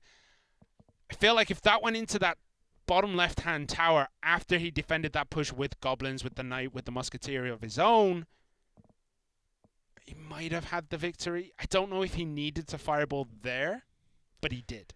Yes. One spell, and how you use the spell, sometimes like a snowball fireball, either use... Yeah, pros, they calculate so much. Then they know everything. Sometimes they want to bring it in, sometimes they want to push it out so they can have better time defending. All right, Expo Master is coming in the last slot, which does mean Hajime has been benched for this King of the Hill of FAV Gaming. And I gotta say, it does kind of make sense that Katashian gets the first 2 kills and then is let down by the rest of the team because, you know, this is FAV Gaming. That's their season summed up. A player has a stellar day, something unexpected from him, and FAV Gaming still lose. But Expo Master can close out games. He definitely has the skills to close out games. Does he have the form? That is the big question. It's not over yet. Expo Master. It's the final boss for FAV Gaming. He did close it out against Nova last week, where Jack got LC up and Rain was taken down by AUK, and then Expo Master defeated AUK. Of course, Hajime did lose to Elsiop in that opening engagement. Yeah, which I still think, especially last season and this season, if we think Expo Master, lots of baits, lots of cheaper cards, with sometimes paired with the Bandit, some wall breakers. So these are the type of decks that we think when we have Expo Master. In a sort of like Jack, how he played the previous game, but in a different style with some more custom cards. Well, I mean, in the last few games, Expo Master's bought like the giant Night Witch deck. He's bought RG. He's bought Loons. He's bought. I mean, against AUK, he won with the double barrel cycle. So we'll see what he brings here. Amisa against Expo Master. Game 5, King of the Hill. It was looking solid for FAV Gaming, as Katashian got game 1 and game 2, but Amisa coming in at game 3, the savior of TTG, took game 3, took game 4, and takes us all the way to a deciding match between these two players. Well, the challenge is on. Order with the cart we saw from Sado yesterday. Oh, is it going to be Graveyard from both players with the cannon cart? With a Royal Delivery, yeah, I'm going to say, is Expo Master bringing a Poison variant? Is he bringing an Arrows variant? Which version of Sado's deck is Expo Master bringing? And the other question is, what version is Amisa bringing? So Amisa has skeletons instead of bats. So Which it's either 3.5, 3.6. Yeah, that is the big difference that we see in this deck. Yeah, basically a mirror match. Skeletons or bats, arrows or poison is essentially the big differences that we see with these two decks. Mortar does get a connection into the tower, and that's a very healthy Mortar, actually. I don't know if he's going to be able to take it out at all. The bats! Oh, just before the final shot comes in, but Expo Master takes a little bit too much damage there. He wants to save up his spell, take one more Mortar shot. For what reason? What do you think the final... Which versions do you think? I think it's arrows, both sides. You think both players are playing arrows? Usually with the skeletons, we would see poison, I believe, a little bit more. There we go. Poison is down for Amisa. And with the bats, we do mostly see arrows, but it could be something completely different. And that's a good Mortar play in the center to just take the aggro from the other Mortar. Amisa playing this perfectly, but so is Expo Master. So it's going to be back and forth. Yeah, just the Mortar trade. And it depends how and when you use the cannon card. Expo Master all the way from the back. Yeah, I am digging using the cannon card on the defense here for the Graveyard. Is he going to let that cannon cart through? No, Delivery stops it in its tracks, which does make this Graveyard naked. But is he going to be able to get a hit on that left-hand side? He does. He gets 1. Does he get 2? He does get 2. 1998 remain, but Expo Master's taking a little bit too much damage on that top right-hand tower. Also the left Mortar. Oh, cannon card's not going to connect into the tower, but the Mortar is. The Graveyard is down. There's a lot of body there, but instantly taken out by that Royal Delivery. And no damage on that Graveyard. Sneaks into the tower. Oh. And within that time, Yumitsu wanted to do some more damage, but the Mortar finally connects one more. I got a question. Second! Yeah. Got a question, Expo Master there. He put the Musketeer down first, which allowed the Mortar to hit that. The Musketeer of Amisa also was hitting the Musketeer, so Expo Master sacrificed his own Musketeer for no reason whatsoever, because the Knight came down a little bit too late. But a good couple of Mortar hits there. The cannon cart denied, not in range. And again, loaded up with the Graveyard all the way in the back. Defensive and offensive poison right there to delete the Musketeer, but nothing else. Only one scratch from the skeleton and the poison. Anything to stop this Mortar from connecting his own Mortar. Expo Master took a page out of Amisa's book on how to defend the Mortars here. Graveyard comes in. There is the cannon cart there to eat a couple of hits. The Musketeer played deep at the back, so a couple of hits are going to come in on the left-hand side. But this is another aggressive Graveyard from Expo Master. There's enough bodies there. The motor in the back is going to connect onto New Amisa's. No, not onto the tower, but onto the cannon cart most likely. We'll see if this is going to get it done. That cannon cart is down. Two Musketeers for Expo Master just holding the line on that bridge. But who can get the most damage in as we enter the last 15 seconds? And that just turned the game on its head. I think Expo Master has it. We're down to the last 7, 6, 5 seconds. And I think with the poison, a couple of hits will change it. What is it going to be? 7-4-2! One skeleton hit away. Expo Masters so happy with this win, sealing a win for FAV Gaming, which they did not have in a while. They have to escape from the bottom. That was a close match. One mortar hit from it actually locked onto the knight and splashed into the tower of New Amiza. You say they haven't had a win in a while. Just this half of the season, the second half, they're on a 2-win streak. They beat Nova and they beat TTG today. Expo Master, you gotta say it's a little bit of luck. A little bit of luck at the end there. I did love the aggressive motor push. Motor, 2 Musketeer, and the cannon cart right next to it on the right side. That's a whole lot of single target damage. He threw everything at the kitchen sink. He turned it into complete aggression. This was the Musketeer that was interesting to me. I don't think he had the cart in his hand. It was a sacrificial Musketeer. It just comes back. Yeah, it really could have hurt him though.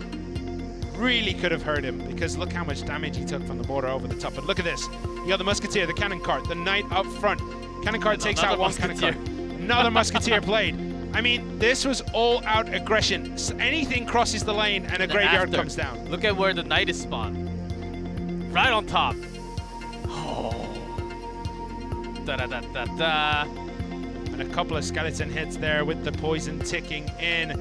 And 40 hit points was the difference between the two. And the MVP, of course, 120% is Katashian. The 2v2 maestro of FAV Gaming did take out Hui and Paradox today.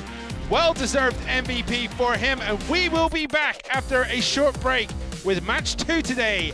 Team Timing versus Nova Esports.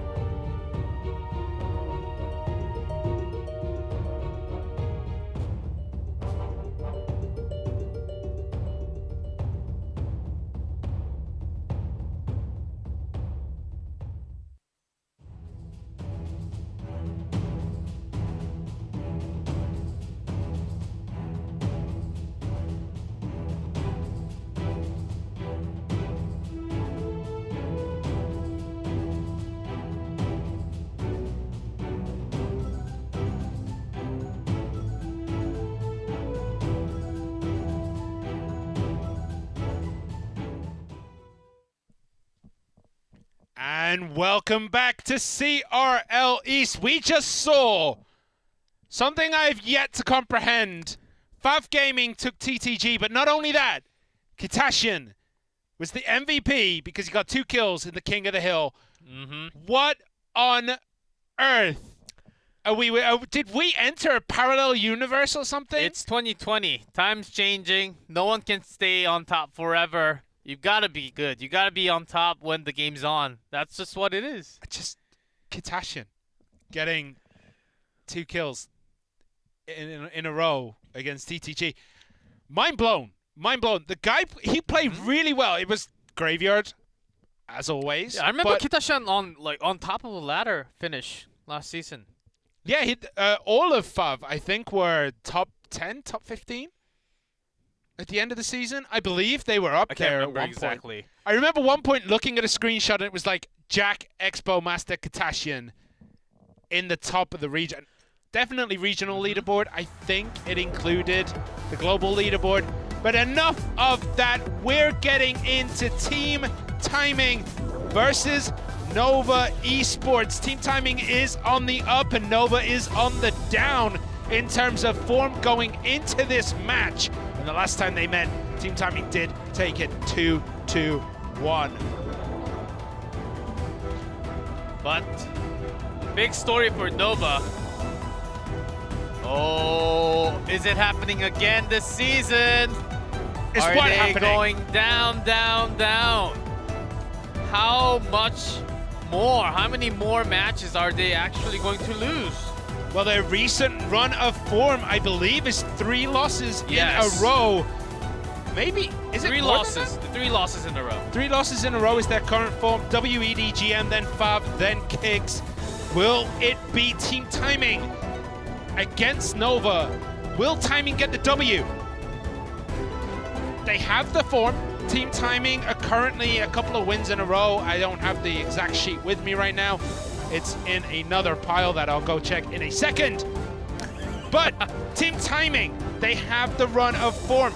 We have Sado on an absolute tear. And then if Sado's not on a tear, Nuri's on a tear. Absolute just solidness in the team. And then you have Greed. Still with a 0% win rate in King of the Hill. But his 2v2 win rate definitely makes up for it because his 2v2 win rate is, what is it, 8-7? 3-3 in terms of sets, 8-7. Yeah, it went up yesterday. Insane. Absolutely insane. Greed plays 2v2.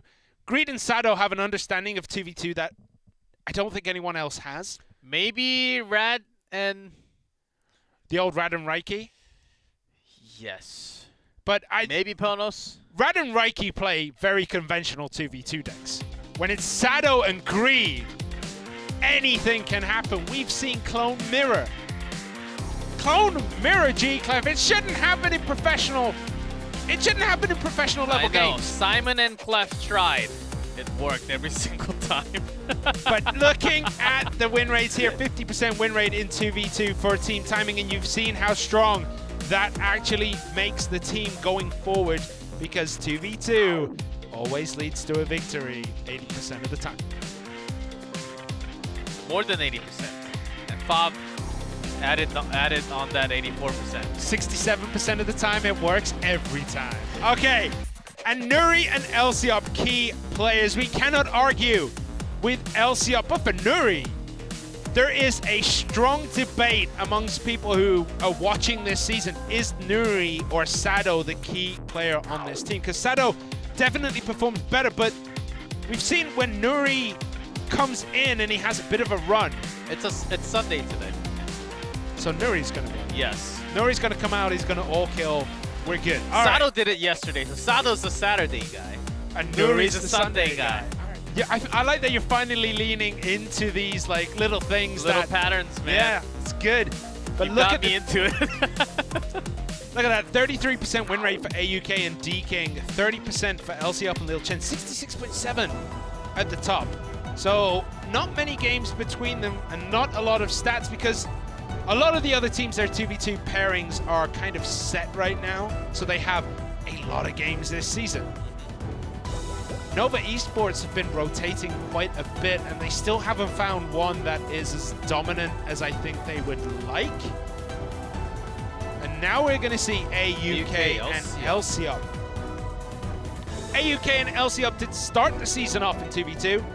They beat Talon 2-1 in that 2v2 set, and then after that, I believe... Is this the least common pair? Yes, they've only played once. But with a win, okay. So 66.6% win rate, I guess. 2 wins, 1 loss, that's 3. Put the 2 best 1v1 players in a team. I was just watching Feather Nadal playing 2v2. E versus the world. You're still good. Who? What? Feather Nadal in a duo. Oh, 2v2 tennis. Okay. Nadal. I was like, I have never heard of these Clash Royale players ever. RG and Loon getting banned. But Freeze is out there. So Freeze Graveyard it is. Tornado's out there. Freeze. Okay. So Graveyard, like with these 2 bans, like number 1 has to be Graveyard, right? Graveyard, Freeze, Poison. Double Expo. Lava Hound. Golem. We could go all the way back, G-Clef. The time machine could open today. What were the other cards in that Clone Mirror deck? Giant Skeleton Barrel. Skeleton. I'm telling you, that's the deck we're going to see today. It's the perfect timing for team timing to bring Clone Mirror with the Giant Skeleton, with the barrels. What? Every single card with skeletons? Skarmy? Skeletons? Barrel? The old Bony deck. Graveyard? Yeah. Tombstone? No, come on. Be realistic, G-Clef. Okay, it is going to be AUK and LCUP in blue at the bottom, and Greed and Sado in red at the top. You got that right. But still with the cameras are the opposite way around to the way this game's going to be played, so this is going to get confusing. Nova's at the bottom, guys.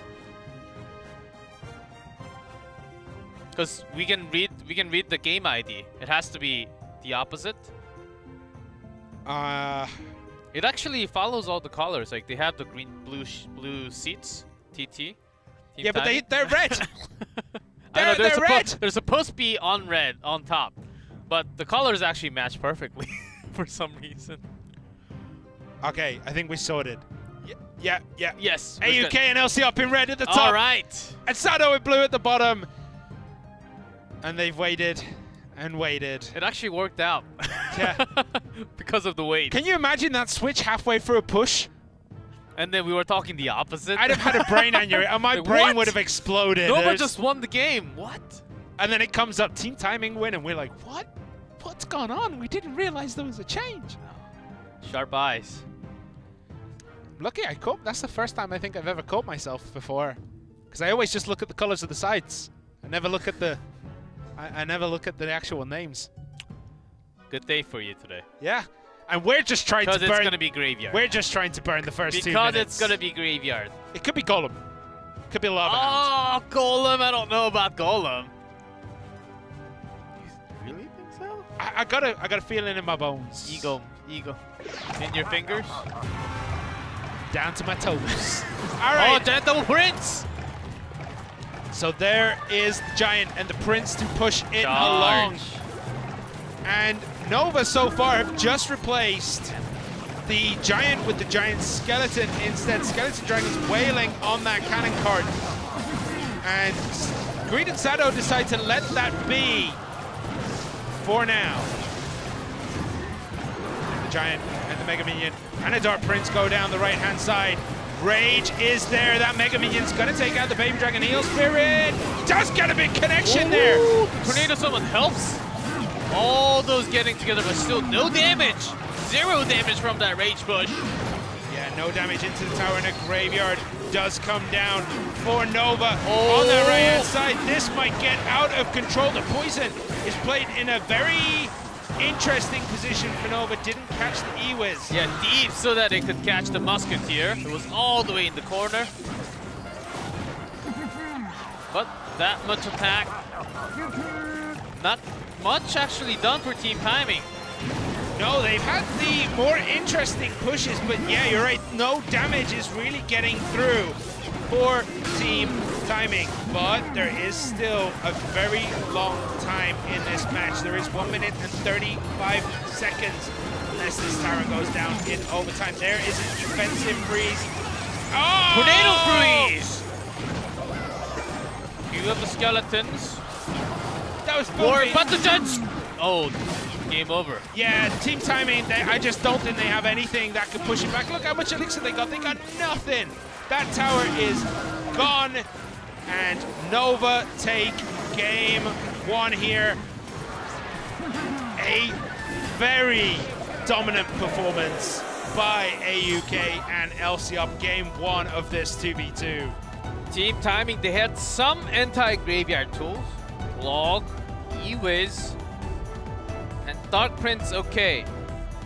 But once they had too much elixir spent for the Giant's Prince and like Heal Spirit and a few other spells on top, then the strike back from Nova was just too powerful. And if you just do not have one of those tools, like no Log, no Dark Prince, then you're just left with a Musketeer, basically, and maybe a E-Wiz. It's interesting that this weekend we do have the Giant Double Prince making a semi-comeback. We saw it once yesterday. And it doesn't seem to be doing very well. This is with the cannon card, so it must have snuck in a little better during practices. But when there are double giant skeletons, you can't really win the bridge fight. Yeah, and this deck relies very heavily on winning bridge fights because the giant skeleton can just clean up your whole counter attack. And that's what you want with the deck that Team Timing bought. They want those counter attacks. They want to be able to push across the bridge, and it feels like they thought maybe Giant Skeleton was banned. Like the way they brought this deck in, a deck that relies heavily on counter aggression. It feels like they didn't account for the Giant Skeleton. It's great against Lava.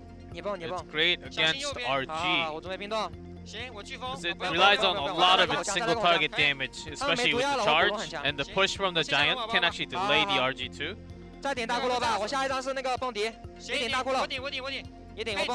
I think Team Timing must have thought this is surely enough against the graveyard decks.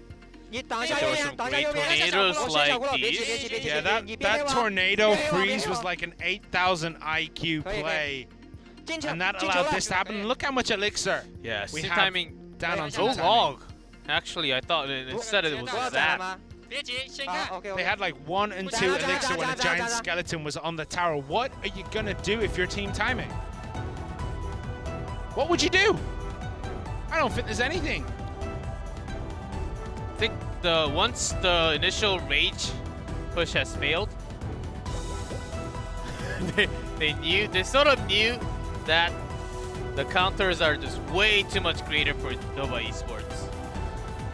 What do you think Team Timing do in game 2 here? They're not going to bring Giant Double Prince, No right? Prince. More Princess. Even with Tornado, I think Fates can be okay. We haven't seen a lot of Princess this season, right? No, not a... No, we haven't seen it at all. Maybe once in like a double bait? I don't think we have. I know Expo Master loves to play the Princess or the Dart Goblin. Maybe that was previous season. I completely forgot that card existed. Like, I'm pretty sure we haven't seen it. If we have, it's been very, very low use rate. Or if you go back to, not the double bait, if you go back to just the regular traditional Ice Spirit Goblin Barrel, then we see a lot more Princess in that deck. Do you think Team Timing are going to go something a bit riskier into this game 2 of 2v2? Or do you think they're going to go something very safe? Team Timing might actually try it twice.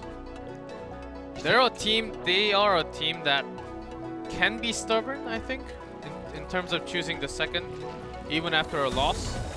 Maybe just a few different spells, like bring a Log instead of Zap, or instead of Rage, have a Lumberjack. That might be too heavy. So just a reminder that Balloon and Royal Giant are banned. It's like both teams went, you know, we usually try to ban the side pieces of these decks. We tried to ban the side pieces of the win conditions. How about this time we just ban the win condition? We've talked about it before. If you want to try and take a Balloon off the table, you might ban Lumberjack, or you might ban Rage, or you might ban Lava, but this is more effective. You just ban the Balloon. Hey, remember the good old days where the pump used to pump three Musk and the Golem and lots of other things together, and then those are the days. We actually had pump bans. Yeah, but that was in 1v1. We had a lot of pump bans. In 2v2 we didn't. Good old days. Good old days. Good old days of bans in 1v1. With a lot more expos. Do you remember when Pump Bow was a very short thing? Anyway. All right. So, Giant Skeleton from AUK and LCR Greed and Sado reply with their own. That brawler. Struggling long to path get around. Yeah, struggling to get around the rather large mass that is the Giant Skeleton. Now, this is going to be interesting. That's going to blow up the cage. Brawler pops out. Okay, that Brawler is not long for this world, but that Fisherman might change that. Graveyard. And they do have Elixir to defend this Greed, and Sado Poison is there as well. But that Giant Skeleton is walking precariously close to that tower. It's just out of range, I believe. Just out of range. I think that's literally just out of range. That could have been a disastrous situation for Team Timing, even after a drag with their own Fisherman. Yeah, Nova's Giant Skeleton went on a bit of a vision quest there and walked all the way around, hit every square on the side of Team Timing. You see the Dark Prince coming out from Nova. Yeah, and somewhat of a natural switch after the Fisherman. Defense with the Skeleton Dragon on the right. That log feels a little bit early from Team Timing. Usually we see the log come in a little bit later against the Graveyard. But the Ram Rider is Team Timing's choice, and that's a Lightning. That's a good Lightning, and the Ram Rider gets a big, healthy connection. There is the Giant Bomb as well, but okay, that was well defended. But that little act of aggression there by Team Timing was phenomenal. That timing was great, and the Lightning, I think they meant to delete the Brawler, but the Giant Skeleton caught onto the last hit. Still good enough, they were able to get some charge, but did activate the King Tower. Let's see where this goes. Yeah, but the Lumberjack is a great pickup for Team Timing, because this is going to happen. Giant Skeleton with the Lumberjack behind. Baby Dragon, are they going to go for the Ram Rider once that Rage pops? I think they just might. No, the Heal Spirit's going to end that, and the counter push is deleted. Baby Dragon, one hit there.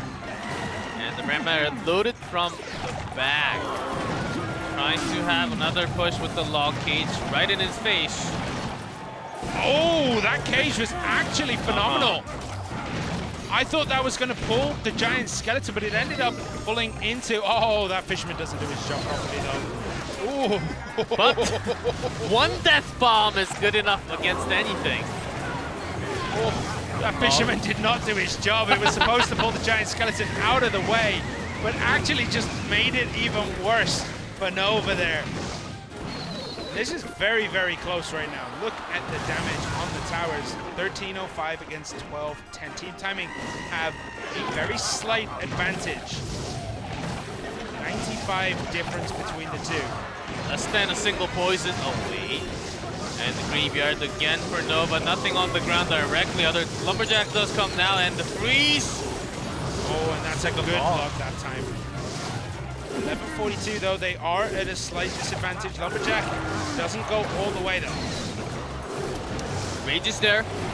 No Ram Rider this time from Team Timing. They just want to defend. But they have to get some more poison damage on. And that was a good Fisherman, because there is nothing there. The death damage just whiffs, goes into absolutely nothing. So, Graveyard is down for Nova. Lumberjack is good on the defense. Poison is there. Freeze doesn't catch the Musketeer, does catch the Lumberjack, but I don't think that's going to matter too much. 699. It's going to go down to about 600.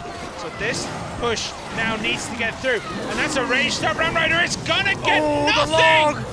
Absolutely nothing. How does that happen? Pushes it out of the way. No charge damage. Only the poison, but Nova strikes back again. Few skeletons hitting on that tower. The lightning tried. Team Timing tried to come back with that spell. Not enough. 82 difference between the teams there. What a game. Nova take game 2 and take set 1. They take the 2v2 here. What a 2v2 that was. Both games were like down to double digits, right? Yes, less than 100. And I think it comes down to the first game, Giant Skeleton. Oh yeah. First game was Giant Skeleton. Giant Skeleton, that's okay. That's at least 1,000. But it is the second game today in 2v2 where we've seen it come down to the absolute wire. But AUK and LCUP continue their 100% win streak as a pair in 2v2, and they look horrifyingly good. So the graveyard in 2v2 OK， 接大骷髅挡，保一下黑王子。保住了，保住了，我这个拉走啊，可以拉走。一会儿拉手。 actually having 我毒他，我毒他。 a massive, not just a positive win rate. I'm thinking close to like a 60% win rate. It's got a very strong win rate in 2v2, I'm sure. Alright, where does the advantage come from in this? OK， 崩了，崩了，崩了。抢血，抢血。他没走，我冰冻，我脸上。可以冰他，冰他，冰他。 The freeze. Musketeer's not in it, so it wasn't as bad, and there was a defensive log. But it was a game of inches, and this Ram Rider looks as though it's going to make it through. And then, bam! That log saved double the Musketeer. day. And then the lightning from Greed strikes. It was last-ditch effort, but not enough from Team Timing, and Nova take the 2v2 in convincing style. There were a couple of giant skeletons there that were just beautiful to watch. That one that kind of got pulled in by the fisherman and then like dies halfway through. Yes. The bomb is just on absolutely everything. Yeah, but giant skeleton in 2v2, man. And that's where Fisherman kicks in to drag it so it doesn't block the path. But we've seen, especially in 1v1, we don't see it much in 2v2. I think most teams are pretty okay letting their giant skeletons get pulled into the, pulled away. But in 1v1 especially, we see a lot of skeletons played down right in that middle to distract the fisherman. We see heal spirits played in the same way, because it gets pulled in and then jumps onto the fisherman and can get, depending on its location, a bit of a heal onto the bridge. Like, we've seen these kind of anti-fisherman measures, but we don't see them much in 2v2 to protect the giant skeleton. But you want that bomb on the bridge every time. I think we need another card like the bowler that is sort of like a mini bowler but can push anything. What if we have a card that basically runs around with like a bellows, like a pump, and if a giant skeleton bomb goes down in front of it, it pushes it out? That'd be dope. Anyway, King of the Hill record. Nova have very strong players. 75% win rate on CRS, 75% win rate on LCL, who has much larger number of games. Everyone else around the 50% mark, apart from Lil Chen. Team Timing, though, they don't have those same kind of figures. And we start off with Nuri from Team Timing. He's actually going first for Team Timing, and it was CRS from Nova Esports matchup. I don't think we have seen this season. No, and just pointing out, I said that, you know, Team Timing don't have the same numbers. I was mostly looking at the team in general because both Greed and Haruki have a 0% win rate in King of the Hill. But Nuri and CRS, I believe they played against each other. No, they didn't. They did in 1v1. Oh yeah, they did. In 1v1, Nuri took it 2-1. That was when Sado was in a bit of a slump, and then Nuri was the one like picking up the slack. Do I have the deck he played against CRS? Okay, when he played CRS last time, it was Mortar, Skeleton Barrel. Yeah, so Mortar, Cycle, and then he lost with the Skeleton Barrel, Goblin Barrel, and then he won with a Hog Rider. And CRS in that match, I believe, there's too many players on Nova to go through my sheets real quick. That was week 2, so almost a month ago. Was it that long ago? Yeah, week 2, match 10. Nova versus Team Timing. Oh, wow. Yeah. And CRS in that game bought Graveyard, he bought Minor Wallbreaker, and bought his own Hog EQ, and did end up losing to that one. Awfully, a lot of mortars being used today. It's back in the meta. It's making a statement, and I'm kind of glad for it. This is just going to be the motorcycle with the Skeleton Barrel. Just one. What is CRS bringing here with the Skeleton Dragons? Could be one of numerous decks. RG, Graveyard, not so often, but Lava. Zap. Or some... There are some Rams, some Hog decks with Zap. With the Inferno Dragon, though? Well, we'll have to see. Yes. Is lava indeed. Now, who does this give the matchup towards, G Clef? Do you think? Is it with the balloon or the miner? We've got to see a couple more. There's the miner. Still with the balloon. Yeah, but the Musketeer does get taken down by the Inferno Dragon, and Nuri uses that Fireball there. And look at the difference in Elixir right now. Look at that difference. There is a 6 Elixir gap between the two. Ooh. CRS knows this. He loves it. Barbs, goes balloon. He knows he has the advantage. Oh, and that's tower down. Nuri cannot defend this at all. He has to go opposite lane, but it's not going to be good enough, I don't think. Perfect play. Nuri's Elixir just collapsed in on itself. The King Tower is gone, my friend. This is 3 crown. 391. CRS, just go for it. Go for the jugular. Death damage and 2 zaps or 3 zaps? Don't think it matters. But CRS, Nuri has a family, man. He has a family. Don't do it to him. Just take the 1 crown and leave. Everyone's got family, man. But Nuri. Oh, predictive fireball into the barbs. You gotta take the good when it comes, and that was the good there. Miner in the back for CRS is probably gonna finish this up. That balloon is on a bit of an adventure, but it doesn't matter. That tower is down. CRS, 3 crowns. Nuri. Spectacular style. Exactly how you handle. Immediate barb balloon, and the zap. I think once CRS realized how far ahead he was like, I can just go for it. But, like, got so much Elixir advantage. 6 Elixir. And the fact that Nuri put Spear Goblins right next to the motor helped CRS just a little bit with that zap. Where did all that Elixir drain to? It felt like Nuri had like a bar of purple and then played something that cost 10 Elixir but is invisible. So okay, here he defends. 6 versus 5, the mortar is gonna go down.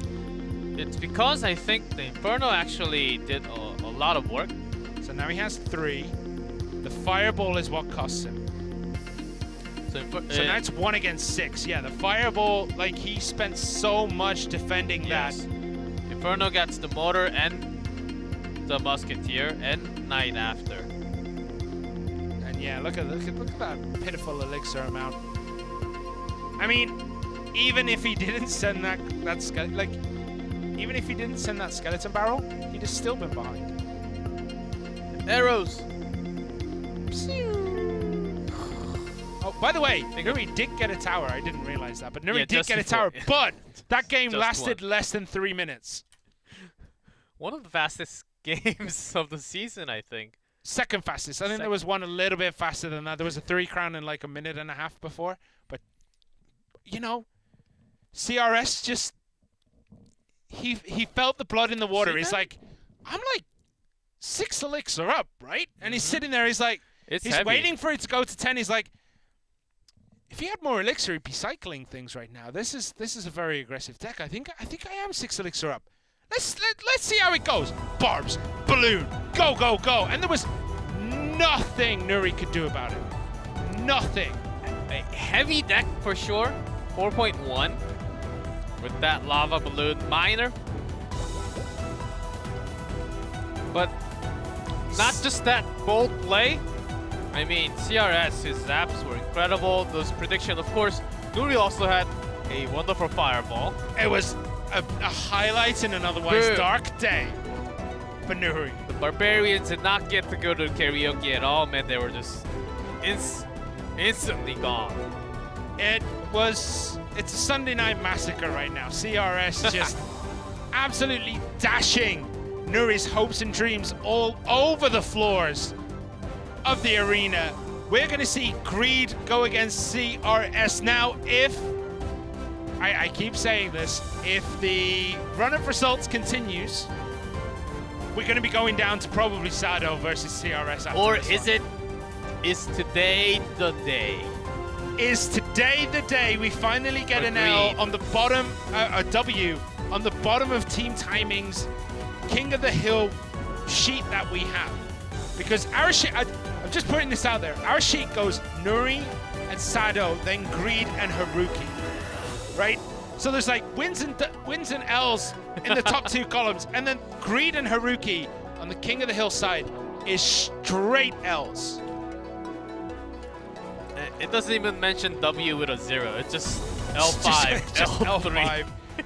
Okay, so it is going to be CRS against Greed. The last time Greed went up against Nova, he was defeated by D-King. Let's see if Greed can get a win today. And it's going to be Sparky. Is it? We just talked about this. What? Just the regular Are you saying Sparky Expo?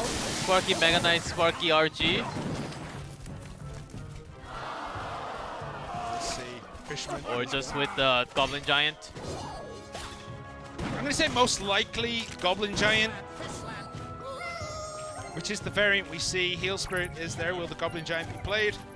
At the back. Really sad. It's going to be Rage P.E.K.K.A?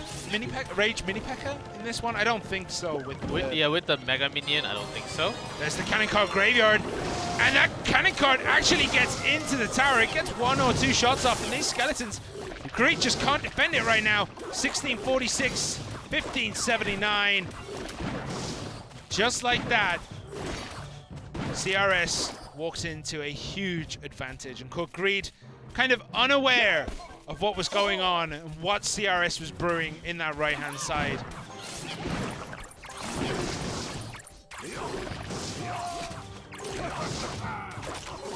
Greed can make it work. I mean, the Goblin Giant takes time. Double elixir time, you really have to wait for that big green thing to appear. And depends. We've seen some fireball, but mostly it has been lightning. So Bats is usually paired with arrows in this deck. So it's usually, for CRS, it's usually the Cannon Card, the Graveyard, and arrows. But will he be bringing Poison Cannon Card? Oh no! Greed is falling apart at the seams right now. This Graveyard is getting critical damage in. 4:15 remains. And that is a valuable Royal delivery right there. CRS just says, okay. Defend mode. He 24 doesn't seconds. need to push it. He doesn't need to. He does carry the poison, unlike the decks that Sado plays. There is the Rage. So this is all or nothing, and it ends in nothing because the Royal Delivery puts absolute dreams to the end here, shatters everything, and CRS looks as though he is taking this. Greed puts down a Rage just because, and the streak continues for Greed, and CRS is looking at getting, I think it's his second all-kill of the season. He had a massive all-kill against early on in the season. But Greed's fall continued to roll down. Roll down, downhill. That makes it 0-6 for Greed. But on the opposite, CRS continues to bring for Nova, and they're on match point. Yeah, match point. I mean, CRS has done pretty well in terms of getting victories in King of the Hill, but the only W's he has so far, so he is now 5-1. The only W's in that came from an all-kill. 3 against Kicks. 1 loss to KK. Can he get it to be 6-1 today? I mean, Greed just fell apart. The wheels fell off his Sparky way too quickly. Rage here. It's okay, but I mean, the Greed was desperate. It's desperate, but you know the feeling when you bring this exact deck with the Rage and you are relying on Sparky to do something, to call for a miracle, and one card you hate to see, Delivery. Oh, Delivery just... It's one of those cards Sparky becomes nothing, less than a trash can. What's less than a trash can? I don't know. A smaller trash can. But yeah, just the Sparky deck, it's almost like CRS saw the deck beforehand because he just countered it flawlessly. But now he has to go against, and it's not on the screen, but I think you know, you definitely know who's going to be the last player. Sado. Sado off the back of an all-kill against Talon yesterday. Was it yesterday? Yeah, it was yesterday, right? Yes, just I forgot what day I'm on, yeah. Yesterday, he got the all-kill against Talon where he took out Line, he took out Geralt, he took out Blizzard. He played the Graveyard Mortar Cannon card only one time against Line, and then he bought the Royal Giant with the Fisherman against Geralt, and he bought the Graveyard with the Bomb Tower Ice Wiz against Blizzard. We'll see what he brings today against CRS. Look at the total games played, the difference between these two. Sado is such an established player in the Asia region, whereas CRS is the newcomer. He's played 9. He lost 1-2 to Nuri last time these two teams played. Didn't have that problem today. He absolutely slaughtered Nuri in game 1. Then makes Greed look like an absolute chump in game 2.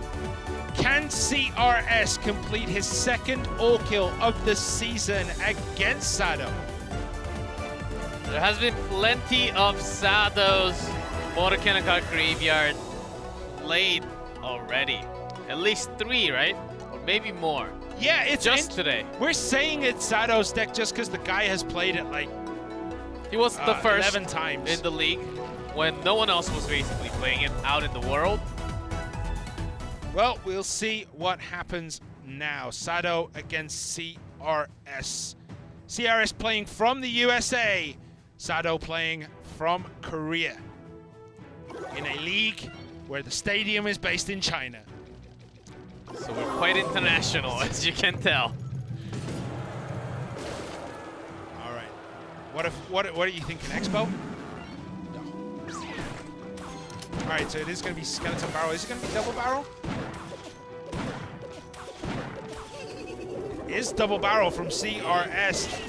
Delivery well timed. That timing takes a lot of practice. You almost have to pre-predict. Yes. You have to You have to let it go immediately, right after the battle. If you miss the timing just for a little bit, you take the stab. Oh. Here we go! Sado's special. It's like, you just beat my buddy with it, I'll beat you with it, but Dark Goblin isn't going to get a connection. Well stopped by those skeletons. Ooh, and with a Tesla. It's 2.8. And I believe this time the final card might be Princess from CRS. Oh. One hit into the tower. That's huge. But there is the mortar coming in. It's going to get a connection. The Dark Goblin's going to be there to eat some of that damage out. It's just going to take it down, but not before 2 hits get into the tower. There is the barrel. No delivery this time. And the fact that he hasn't released it already makes me think that Sado is bringing poison with this deck. Yeah, you might be right. I think that's exactly why he's been waiting, even against the Dark Goblin. He was saving it. I feel like if it was arrows, he would have played it already against what we've seen. And that cannon card isn't going to get in range tonight, is there? Delivery. Skeletons played at the back. That's not going to be able to block all the damage incoming. And some of the skeletons also join in the fun against that knight. 16-02 against 16-16. Cannon card played high. And that's going to take out the Dark Goblin. And a defensive mortar against the skeleton barrel that soaks. Not perfectly, but still not as bad for CRS. Oh, the timing there. The mortar's going to take a couple of Dark Goblin hits. Skeletons played up against that, and another barrel comes in from CRS. The aggression is piling up from the American here. As the knight is blocking a few of those skeletons, but not in a perfect form. Still, few stabs do come through, about 400 difference. Sado's graveyard needs to be big, and it is Fireball actually the last card from CRS, not the Princess that you were guessing. There's the mortar. It's going to help out from the back. Are we going to see a graveyard this time round? The answer is no. That mortar is actually going to get a connection. It shoots. Oh, I thought it was just going to shoot one. With the long damage. I forget how slow mortar attacks. It also releases a last blow when it goes down. And distracting the mortar hit with the skeletons. Well done by CRS. Already setting up a Tesla against... Well, this is going to be the graveyard timing of a lifetime for Sado, but the cannon card is just firmly rooted in place with that fireball. That's not such a good defensive card. Sado's timing on those royal deliveries is just so impressive.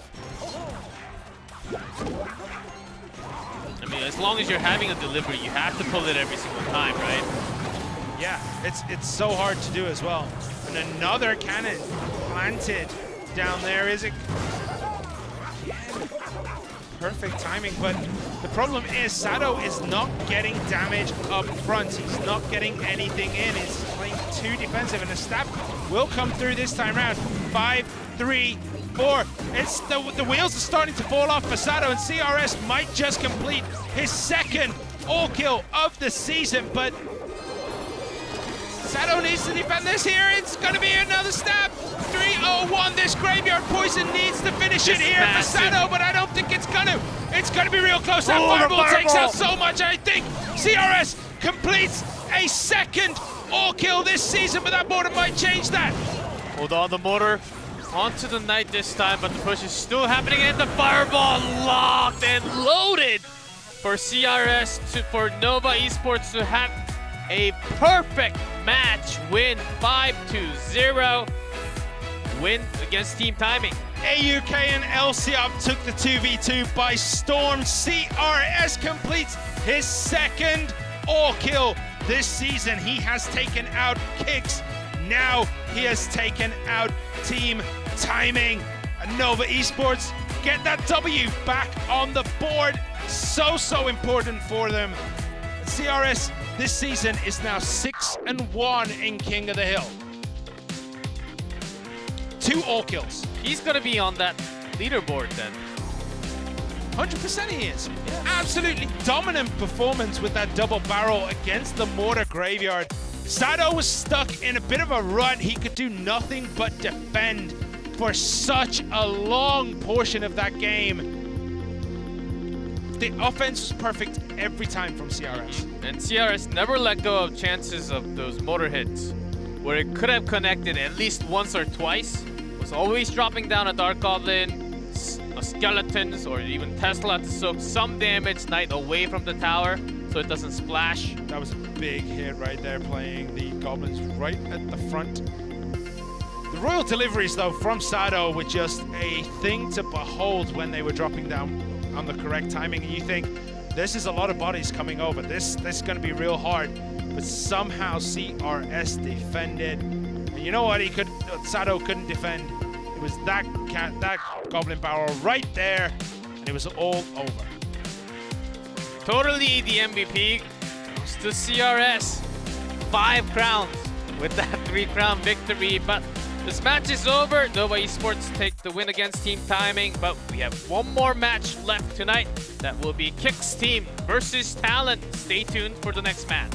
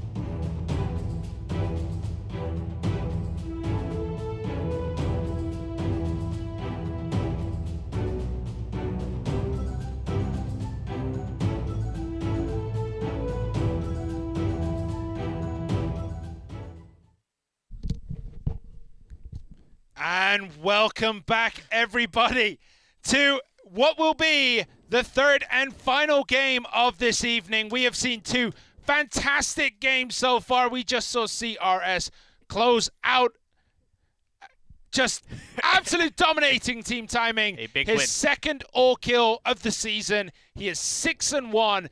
Absolute monster right now. But we go on to the last game. It is going to be Kicks Talon versus Talon. This is going to be an absolute bloodfest. Which is this matchup? I literally don't know what to expect, how they're going to have the King of the Hill roster.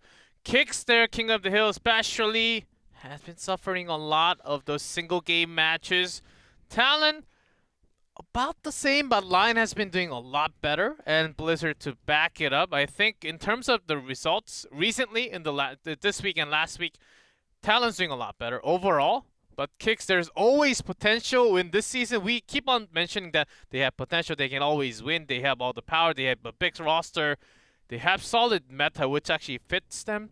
But for some reason that we cannot comprehend and understand, they're not winning as much. Kicks team. But they Why are do you though. They're 5-3, and so are Talon. Like, both teams are playing really well. Kicks is the more. I know they have a winning record. They have a really good record. They're currently joint second in the league, but their play seems to be more up and down than, let's say, Talon, who have consistently won, lost one, consistently win again, lose another. Like, Kicks' losses seem to clump, whereas Talon's losses seem to be spread out. That might be wrong, but that's how it feels, right? That's how it feels. So Kicks 5-3, Talon 5-3. Both teams are second. Kicks won 2-0 last time round. Is it going to happen again? Double checking who was the main superstar last time. It did not go to the 1v1. That's as much as I can tell you. Geralt beat Icelaw. Who beat Line? Don't remember 100%. In King of the Hill? Yeah. Light. Talon. Light lost against Lion. And I don't see anyone else. And Light. No, wait. Kicks lost 2-0. Where are you? Kicks? Yes, Talon won. Yeah, 2-0. Talon won. Hold on. Wait a second. I thought I lost you for the longest time. I was no, because it says here Kicks team had a 2-0 victory over Talon in round 1. But it was Talon who had a 2-0 victory over Kicks in round 1. I'm a little bit confused. I'm a little bit lost, but it's fine. It was shut down by Talon. I was looking at there and speaking while trying to read here quickly. Like, I have a sheet with all the win-losses. But Talon got the better last time round between these two teams. Do you think it's going to happen again? I don't think it will. There has been a rise with Light, especially, of how well he's been doing in 1v1. Not just in 2v2. 1v1. I saw Light 2v2. That's already just locked and loaded all the time for Kicks. But Light, in terms of his 1v1 games, Light has been so impressive lately. King of the Hill, he's 7-5, but that doesn't really paint the picture because when he wins, he does so dominantly. The guy, 3-crown Mugi. I brought it up last time he was playing. 3-crown Mugi. Mugi, the man who everyone was thinking was invincible this season. That guy on the left of your screen choke slammed him through the table off the top of the cage. Like, 3-crowned him almost too easily. But Line has also had a very impressive season. He all-killed FAV. He's beaten the last two members of WEDGM when he beat Hire and Solomon.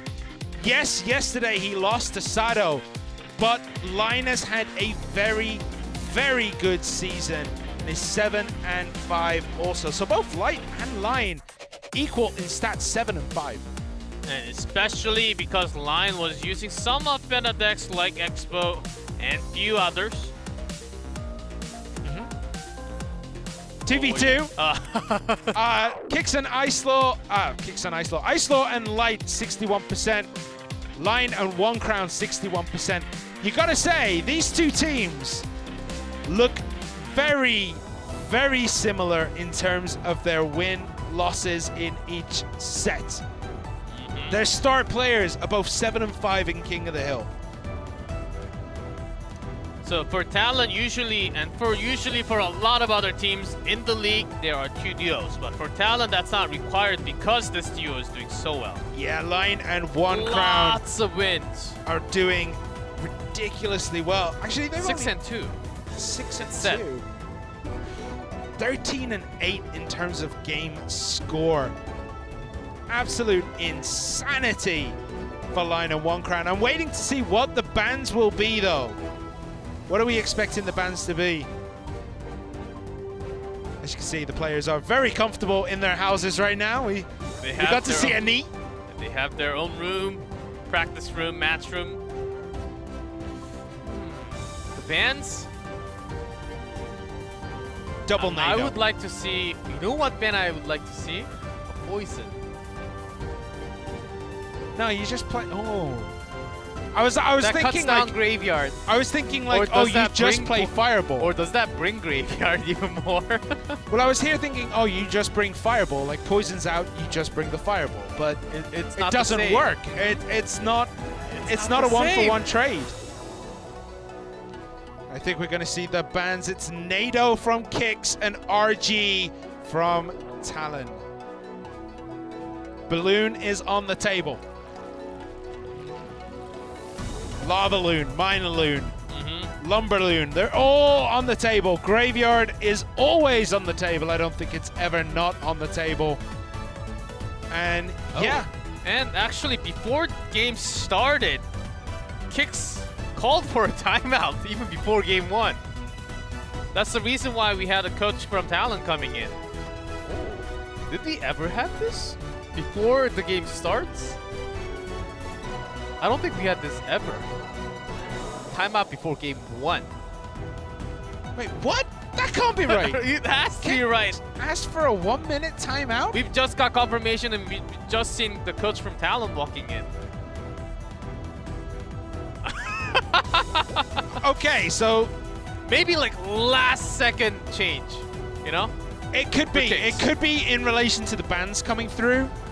And they go, oh, RG's banned? Wow, we actually only prepared RG decks this week in 2v2. Quick timeout so we can adjust our decks. And it is double barrel bait from Talon. Ice Law and Light, what are they bringing? Knight and Musketeer could be legitimately every deck under the sun right now. Any kind of deck.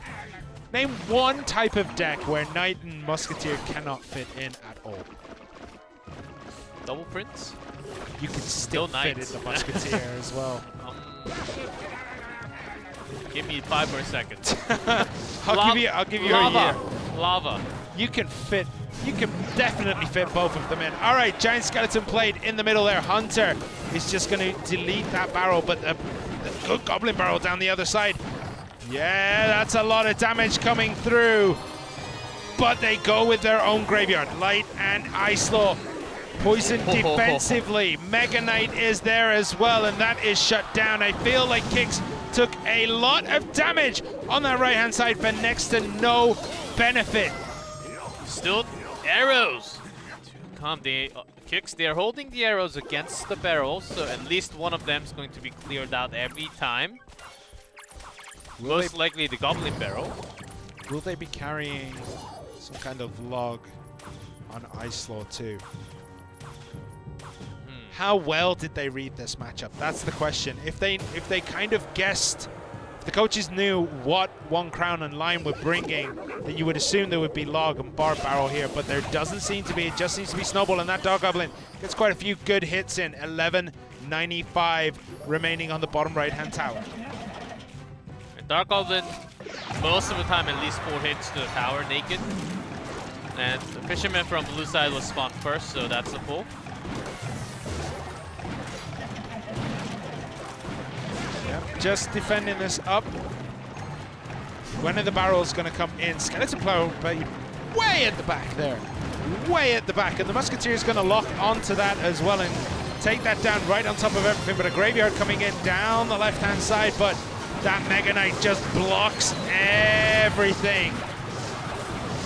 And it looks as though Lion and One Crown are going to have this one at the end of this match, because right now Kickslide and Icelord just don't look like they can get any damage. They're in that Dark Goblin, adding insult to injury on the left-hand side. Compared to the attack, direct attack from Talon, Kick's little too slow, and the Mega Knight, double Mega Knight. But hold the phone. Can that Giant Skeleton get near? No, it cannot. The Fisherman tried to pull it out the way, but some damage sneaking through. But the Goblin Brawler is going to get, not a punch on the tower, but almost a punch on the tower. And those small little troops just being gone from Heal Spirit and plus a few more damage. Now here comes the counterattack again from Kick's Light Knight Ice Lock, and they do more damage again. The Mega Knight on the bridge.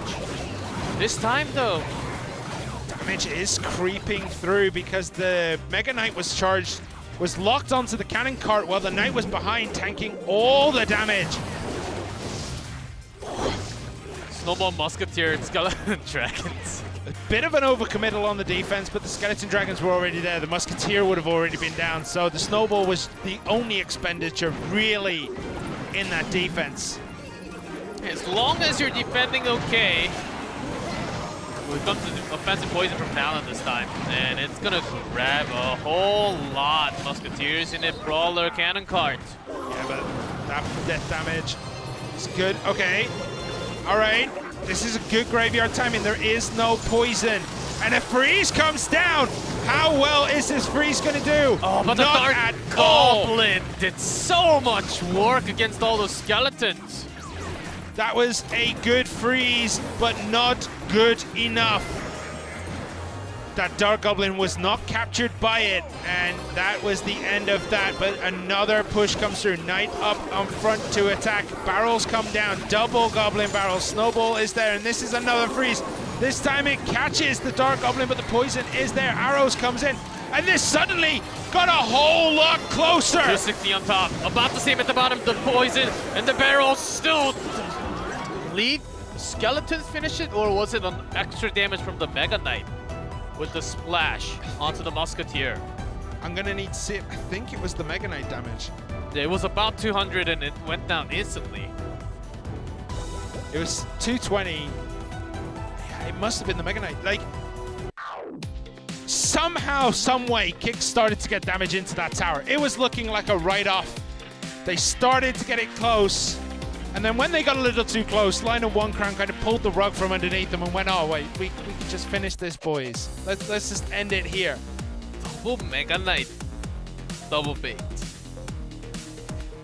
It's a different style. We've seen double bait with one Mega Knight, one Giant Skeleton, or double Giant Skeleton. Now, a double Mega Knight.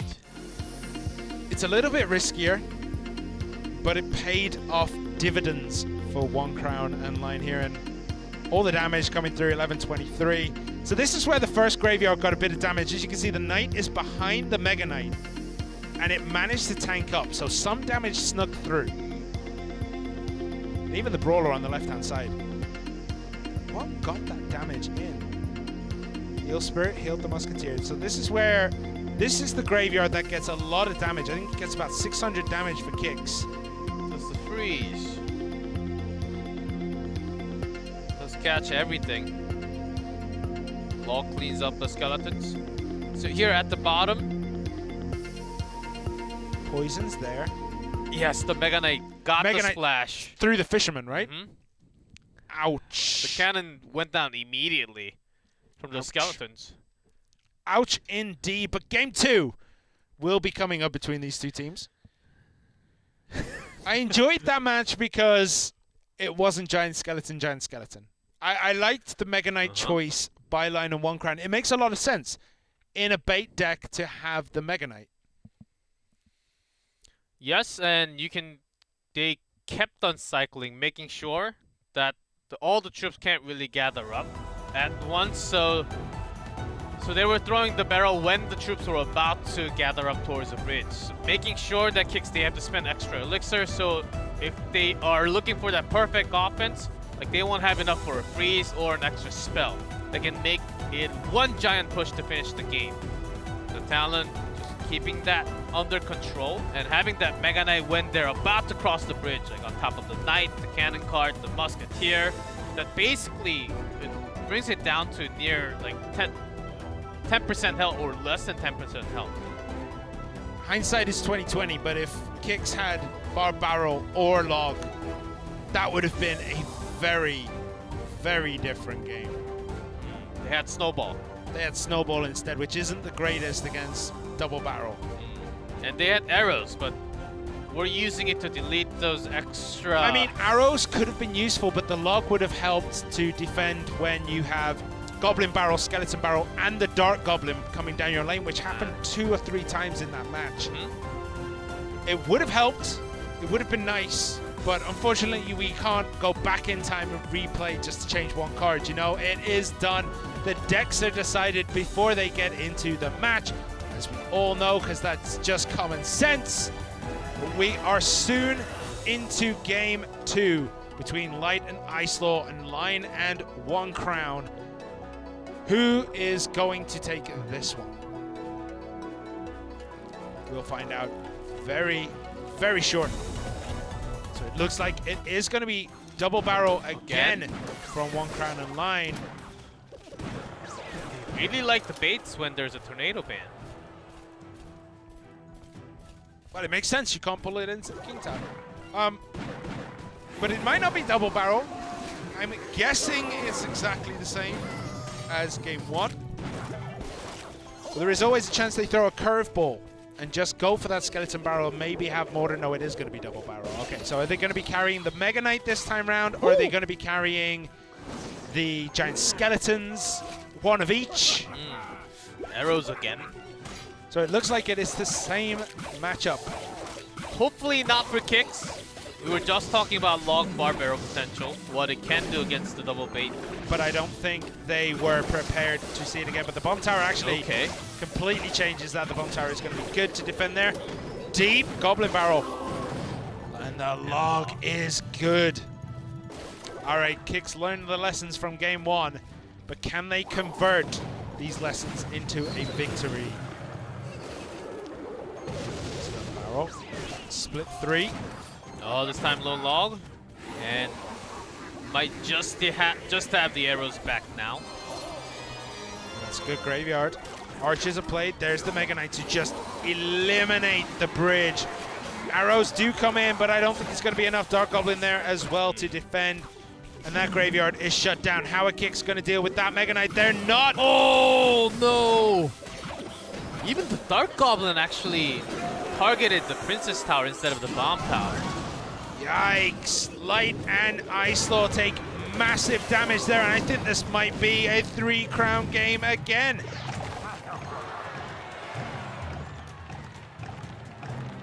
A capitulation of just defense on Kicks' side. Saw that tower go down, and now One Crown and Line. You just look at look at Line there. Look at One Crown. He's got a smile on his face, ear to ear. You can see it underneath the mask. That Inferno Tower placement definitely pleased him. They got archers and double graveyard. Defensive poison. Double graveyard, one poison, you know? Yeah, worth it. And they got arrows, but can only target archers or the Dark Goblin. Good split there.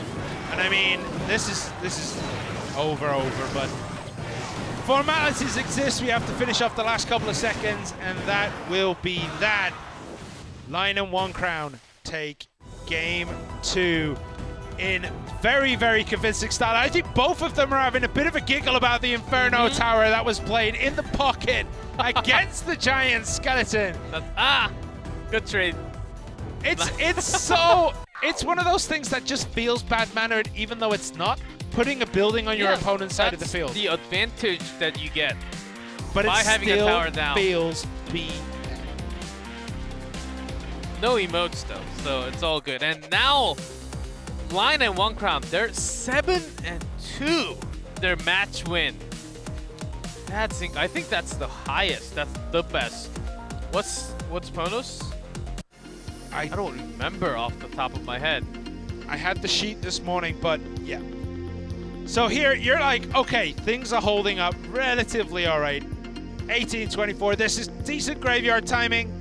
Bam, Mega Knight, and you're like, all right, how are they going to defend the Mega Knight? Because that Mega Knight was very healthy. They took no damage from the graveyard. They have no elixir for the bomb tower. When they get it, it's too late. And look at elixir counts 4. They had the highlight ring on the elixir.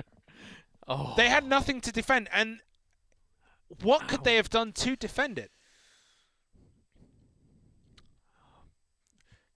I don't know. They went too aggressive with the. It's not even too aggressive with the graveyard. It's the. They got caught out. They got caught out from the Mega Knight, and Talon just got massive elixir value from the Mega Knight. That's what it was. Well, when that Mega Knight came down, just before that, we were saying, is it going to be Mega Knight? Is it going to be Giant Skeleton? We saw game 1. Everything was looking the same. You would assume it would be Mega Knight. You would assume it would be Mega Knight. But much like hitting your knee on the table, G-Clef, it was Mega Knight, and Kicks were not expecting it. Kicks were not expecting the Mega Knight again. I think they were expecting something like the Giant Skeleton. I think maybe one of each, but it was the Mega Knight, and they had nothing to defend. We're going to go into the King of the Hill, and that is the updated standings that you wanted to see, G-Clef. Nova CRS 6-1, 85.7. Moogie is in number 2 now, 76.9%. And Light, 58.3%. Exactly the same as Line, but the rest of the team, for Talon, have a better win rate than Kicks. But Benzer coming out first. And Line. Oh. Talon are serious. Oh, yes. About finishing this as quickly Motor as versus possible. Expo. Let's go. Let's go. Motor versus Expo.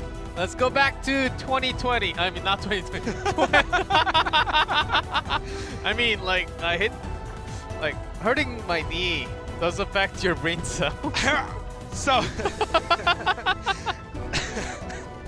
should probably explain. There's a box where the microphone amp things go through, and it's made of solid metal, and that is what G-Clef hit his knee on. So it's not my first time. It is not the first time, and it won't be the last, but it does provide electrical interference into your brain. I hope it's the last. So the last time we saw Line was against Sado, where he did lose, but against FAV, he got the all kill?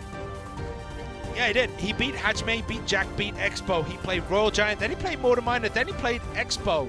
So, I mean, anything is possible from Line, but Benzer is having a very rough season. It has not gone his way at all. Got beaten by Elsiop 2-0 the other day. He lost to Moogie as well. I mean, it's not going well for him, is it?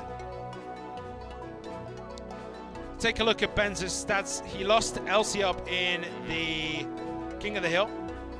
Why do we have him losing to Elsiop twice? Huh. Maybe you're falling asleep while writing it. But we do have damage. And wall breakers to start off for Line. Cage in response for Benzer. Let's see what Benzer's going to bring. I think Line will be bringing a Mega Knight with this version. And Benzer with the Goblin Cage, Skeleton, and the Barb Barrel, probably RG. With Ewiz. Still can be RG. The RG Ewiz version, yeah. Which does a lot better against the balloon decks. They're both actually having the Ewiz. Well timed with that fireball with the Skeleton Dragon hit. Ewiz is gone. Benzer having the advantage here. In the early game, it's still only 1 minute down. No catch on the miner. Skeleton's coming a little bit late for Benzer. Doesn't seem particularly happy about that.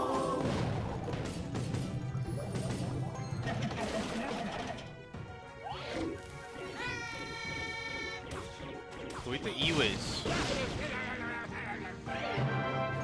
Tower comes down from line. It does indeed. And the brawler, too thick. Wall breakers. That 1-2 skeleton dragon hits is enough to take them out before they even cross the bridge. I think Benzer wanted some more and line to possibly drag it a little further into the death damage. 90. 91. Catch. E-Wiz there just to reset that. Looking at this, you gotta give it to Benzer, I think, because Benzer does have a lot of tools to deal with the wall breakers. He does, but once it gets to double, triple elixirs, line might be able to sneak in when the cage is gone. And the bar barrel is gone and the fireball is gone. That's why I mean there is a lot of things. And look at that, the Skeleton Dragon's getting a big hit in here. RG a couple more, 7-7-3 on that tower there. And it looks as though Benzer has this one wrapped up. But we have seen miracles happen before. And we're talking line here from Talon. Benzer, again, the RG loaded. Trying to predict the skeletons, didn't even need to. Yeah, Line has given up the ghost. He knows he has lost this. Is it going to be a 3 crown? Can Benzer get it done quick enough? Maximum poison value. Throwing everything in the kitchen sink to get this 3 crown. It's not a 3 crown. 5-5-1 remaining on that tower. I think Benzer is a little upset that he didn't get the 3 crown there, but that was a dominant performance from Benzer, and this is... Benzer, I think, is a bit more emotional than he used to be, because when he's in a good mood, he plays fantastic, but you can see the frustration on him when he's not. Sometimes a couple of misplays gets in his head. He didn't have it this time round. He played that flawlessly. And Line is out for the count. Who's going to be number 2? Geralt? Yes. Why not Geralt? And then Blizzard. Wasn't that the lineup for Talon yesterday? It's been the lineup for Talon forever. 1 crown has never played a 1v1. Okay. And here with the bomb tower and the log, you can keep the RG safe and sound away, but what Line needed was the knight to actually drag those hits from the skeleton dragons. And this is the RG with the skeleton dragons that just gets so much work done. The heal spirit. Does it actually get anything? No, it's even logged away. Imagine if it wasn't logged away, that would have just been tower out. And Benzer knew that E-Wiz is basically the only thing that Line can delay it with, so brings his own E-Wiz. And by this time, Line tried left and right, it didn't work. Line's busy probably sending messages to the love of his life or something, because that's what I would do at that point, because you know you've lost, the matchup is gone, you're way down, you don't really have anything to stop the pushes time and time again, so you just hit that home button, hit the messenger app, send a couple of messages to get your frustrations out for the last 30 seconds. That's not what happened. That's totally not what happened. Game, that did not go the way I thought it was. I thought Line was going to take Benzer in that game.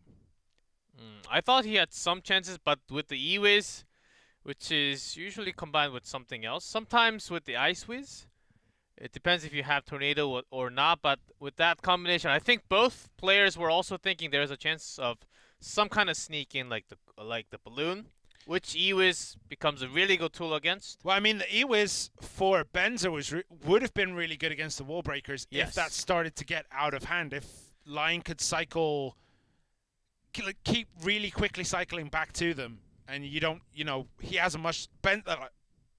Benzer has a much slower cycle, so there is a chance that it could get out of hand. But with the E-Wiz, it does bring them to an absolute halt every time. And Lion couldn't even split those wall breakers because of the dragons all the time. They were at least going to delete one and continue the push with the RG. So there was no point of splitting when Benzer was always trying the right side. So Lion does go down against Benzer now. It is we all know. Geralt, who is currently 4-7 in King of the Hill. He plays quite a lot. He played that giant miner deck.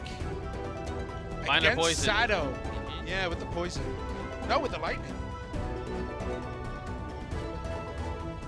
Yeah, it was giant Valkyrie miner. He was baby dragon skeletons log lightning against Sado yesterday. What do you think he's going to bring today? The decks he generally has success with are the decks that are kind of outside the meta. So E-Golem is outside the meta now. He's won with Lava Hound. He is one with Royal Hogs. They're not the premier decks that you see right now, which is all Graveyard and RG. And we had some Royal Giant, not Royal Giant, RG's Royal Giant, Royal Hogs, some Recruit Balloons, but that's been going down in use rate. It could be Geralt who brings it up, though. Like, he is the kind of player who will play these decks that everyone else has finished playing a month ago, but he'll bring it out and just see if he can give a bit of shock value to the matchup. Go ahead and try to check anything else that were just outside, like the outliers. Few minor poison. Oh, recruit Battle Ram. That failed miserably. 3 Musk. It's out there. The Royal Hogs. Yeah, but its kind of use rate has died a lot. We saw it once or twice at the very early stages of the season, but people kind of moved past it a little bit. So we do have Talon's Geralt in red at the top and Benzer for kicks in blue at the bottom of the screen. Starting off with an early bar barrel for Geralt. Skeletons to respond for Benzer. Benzer, when he plays the second card in the match, the defensive win rate is 45%. So that means his opponent plays the first card. And when you're responding from your opponent's card. Should we just say he's won this game already? 45%, that's a big percentage. Compared to Geralt, yes, but still below 50. Good tornado, import in. Barrels and absolutely everything, and Benzer only has a couple of elixirs to deal with. There's 4 elixir to take out a baby dragon, a brawler, and the Ices, and he makes it count. Still a little bit of elixir behind. So here's what I think. Golem. For Geralt. Never mind. It's graveyard. It's always graveyard. For a second? Man can dream, okay? Yeah, I can see it until the night. Yeah, fine. I'll let you have that one. That's what I thought. If it's Golem Night Witch Lightning, yes, it could have been. Well, you know it's mortar graveyard for Benzer, right? Yes. And we know what Benzer can do with mortars. There it is. He is an absolute god at mortar Connection. cycle. Graveyard comes in for Geralt. Poison is down for Benzer to help defend that. Royal Delivery played high up front to try and take out the brawler, but Emergency Knight played on that right-hand side to stop the brawler, because if that got some meaty green fists, that would have all been over for that tower. Not bad, because the mortar did get a couple of connections. Geralt just cycling through another poison because it's not the opportunity for a massive graveyard. So Benzer blocks the Ice Wiz with that mortar. Knight played there to try and just buy some space for that cannon card, and it's gonna work. Mortar connects there, but the graveyard looks like it was a good opportunity, but unfortunately not. But the mortar from the back, deep into Benzer's side. does get another connection in 1807 on that tower. Again, building up the pressure with the cannon cart. Ooh, the brawler gets a punch on it. Maybe Benzer wants to try and split the cannon cart and the knight a little bit better so the baby dragon can't get that splash in. And now Geralt really thinking about the mortar splash damage, placing everything apart. Yep. Like those choices? There is the mortar from Benzer. The cage is down in time. So that's going to eat some of the damage. This time Benzer puts the knight down first. Cannon cart will come behind that on the opposite side so the splash doesn't get in from the baby dragon. But unfortunately for Benzer, the baby dragon actually connects onto the mortar, shutting it out, and that mortar's played very deep back. That's not going to get a connection. Yes, he must have thought that the cannon cart was going to survive and roll onto the bridge. So that's why it was pushed away when it turns into a building. It happens in lots of 2v2 when you put down the building at the same time. But I mean, that cannon cart was down there forever. I feel like he just wanted to get it on that side. Nonetheless, there's one high up right at the river because of that. The cart this time again is gonna help defend against that barb. Ice Whiz. They're only 2 HP apart. Yeah, poison comes down to answer the graveyard. Defensive poison from Benzer, and a graveyard to respond back. The knight is tanking the damage, and defensive poison again from Geralt. With the cage being used there, that might open up an opportunity for a graveyard to come in. Sorry, a mortar to come in for Benzer. That's going to get a lot of damage, but another graveyard from Geralt. Trying everything now to get these last little bits of damage in as we go into the last 10 seconds. Poisons are down. A couple of scratches come in. Who's going to have this? Right now, it's game Benzer. Nado comes away, but the delivery about 30 HP, right? And Benzer wins. 23. Benzer takes game 2. There was one moment. The second last graveyard from Geralt. He used the tornado on the one delivery, the one recruit that came down from the delivery, and it didn't do anything. The tornado was nice to get the extra damage in. It does, but he could have at least pulled it away from the tower. He could have. He should have, but he didn't. I think, yeah, you're right. I think if that tornado had been to pull the Royal Recruit down into the bottom corner and buy a little bit of extra time for a skeleton, maybe. Yes, and the recruit it actually was on the same spot as the tornado. If it was pulled at least like few tiles, one more skeleton hit, game. Maybe. We're talking parallel universes too much today. What could have happened? But yeah, this was a very, very close game, and it looked as though Benzer had it wrapped up early. That emergency knight there, though, wasn't enough to stop the Ice Whiz, but was enough to stop the Brawler. And if that Brawler had got a punch, would have been over. We wouldn't have seen it get down to 23. Yeah, if he'd have pulled that Royal Recruit to the side, I guess, yeah, sure. But I think it was there to also take the skeletons from Benzer off the board. It needed to be in that corner. Yeah, I think it needed to be in that corner because it took the skeletons off the other side. Benzer's skeletons were there defending on the left-hand side of that tower. And the tornado takes them and pulls the recruit into the corner. He wanted to get the skeletons too. And any other pull might not have pulled the skeletons, or might not have pulled the Royal Recruit. So reading that ahead, but skeletons came right after the tornado anyhow. So Benzer won. That's all with that that matters. 9 game. Game 3 has to be Benzer versus Blizzard, unless we get a FAV situation where we get Katashian one crown comes in the final spot and all kills kicks. No. One crown from my memories has been deleted from my memories at all. One crown in the special season, not the regular season. In the special season did go 2-2 in the King of the Hill regular season. So he's not terrible.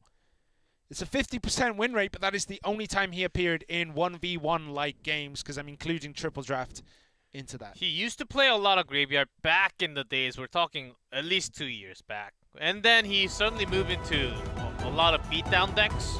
Doesn't matter, it's going to be Blizzard. All right. Okay. Blizzard, formerly known as Dandelion or Dandelion, however you wanted to say it. We said Dandelion because it sounds better than Dandelion, but the Korean pronunciation was Dandelion, right? Dandelion, yeah. Yeah, so it sounds nicer, which is the knight. It's a knight, I think, Dandelion. It's a type of knight. It's a type of flower. That's a dandelion. It's a different pronunciation for dandelion. But he wanted to... He got the name from the flower. But the Did Korean, he really? Yeah, and then the Korean pronunciation is the other way. Did he really? Because I remember that from the Korean cast a year ago. All right, fine. And I trust them I'll because get they rid talk of to the Korean Dandelion. casters all the time. Dandelion it is. It's Blizzard now. Dandelion. I'm not going to let him forget it. Okay, so his last game against Sado did not go well. He did play the minor wall breakers with the Mega Knight. But before that, he got a win against Amisa with the Graveyard. Got a win against Hui with Royal Hog. So those are the last 3 games he has played. Most of his wins came very early in the season, I believe. He did get an all-kill against Team Timing. He got 2 wins against TTG. And those are the only wins he's got. So a lot on this man's shoulders right now. 5-4 in terms of the season. And for Talon to be able to close this match up, Blizzard needs to be able to win all 3 games remaining of King of the Hill. Not a bad start, but Blizzard does have a long way to go if they want to finish the set and match against Kicks. Flying Machine, nothing. It's going to be Lava Hound from Benzer. You can probably tell with the Flying Machine. We don't see the Flying Machine all too often anymore. Unless it's a clone. Well, we'll see if there's a Night Witch behind this Lava Hound. Yeah, it might be Night Witch Barbarians. A Flying Machine from Blizzard 2 with the Royal Hogs.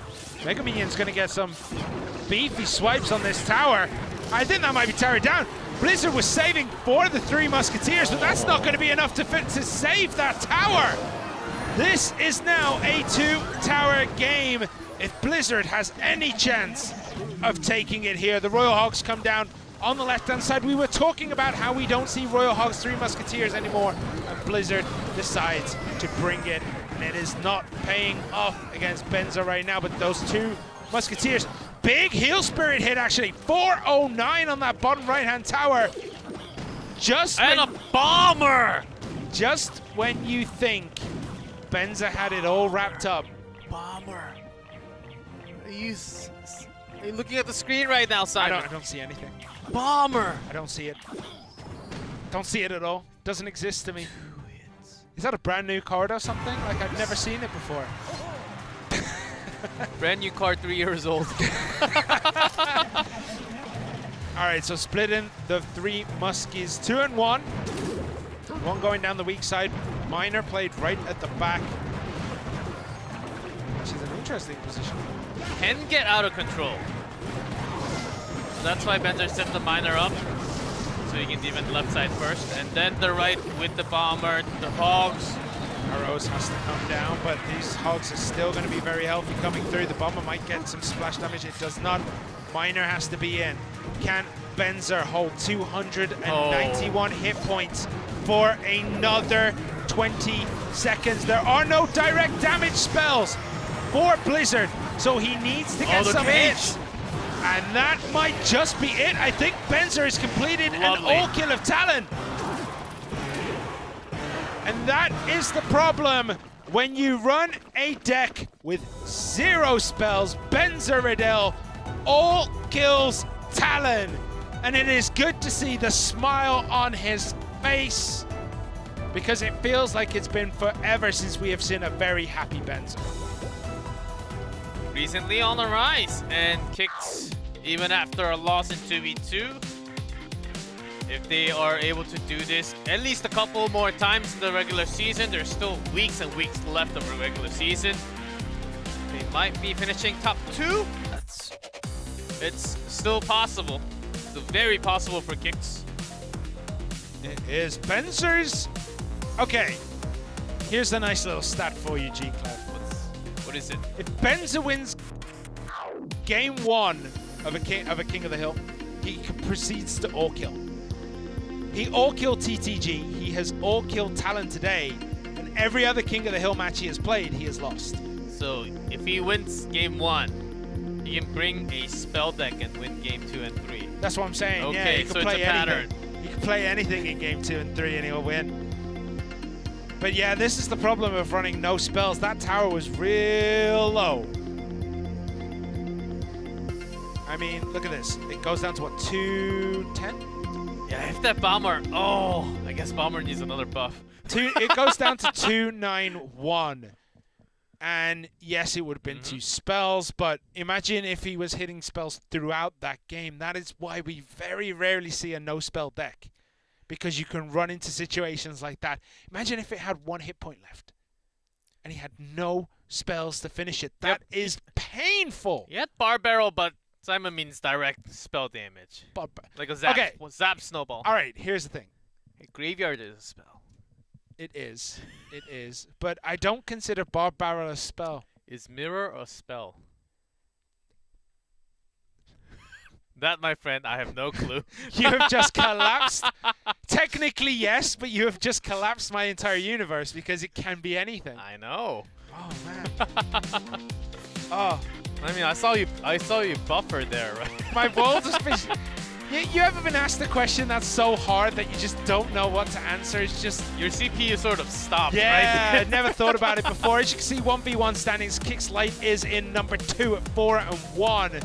And no Talon player is on that board, because Talon have only managed to make it to the 1v1 once this season. That was against Ponos, where Blizzard got 2-0'd by Mugi. That's right. It's all 0-2 or 0-2. Yep. Covered. Cool. Surprising ending. They have a lot of wins already, so it might be Line. Wait. I'm leaning on Line to come out today for Talon. Possibly, but I think Blizzard is better in a 1v1 situation. With this is the most predictable, but that is Line. Oh. Okay, I was expecting Blizzard to come out because, you know, in terms of 2v2, sorry, what am I saying? In terms of 1v1 sets, I think he might be overall a really strong player, but Line means business. And remember that stat we had right at the beginning of the day. You win the 2v2, there is an 84% chance of going on to win the whole thing. Who won the 2v2 today? FAV. No, I mean, who won the 2v2 in this match? Nova? Talon. Who won the 2v2 in this match, Jake Lev? All right, Talon won the 2v2. They lost the King of the Hill. Statistics-wise, you have to say Talon are going to close it out. There is a very strong correlation between winning the 2v2 and winning the match in general. But it's Light. But it's Light, and also Kicks had a 3-0 stomp in King of the Hill. And the 2v2 win might not carry into this. But I mean, the last time, I think it was, wait, let me just quickly double check. It was against Ponos, right? Light was on absolute fire. He took Mugi, he took Yakitori. It went down to the 1v1 set at the end, where Benzer stepped in even though Light was hot. So this is the reverse of those roles, and we'll see how it plays out. It is going to be the bait for Line. Motorcycle and a great response by Light. He had the bar barrel right away, so good trade. So the last time Light was in a best of 3 was against Nova.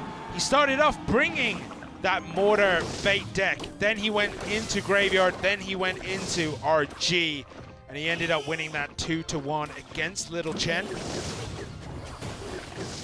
Good soak with the motor. That's a building card that you know you're not going to do damage, but it takes a lot of punishment.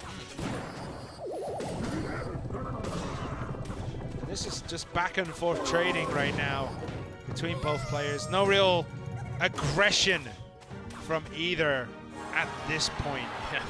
2 heal spirits doing the most damage.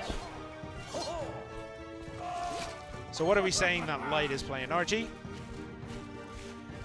I think with the snowball, Hogs? I don't think it's RG. It'll be Hogs, Yeah, right? balloon now. Balloon? Yeah. Okay. Or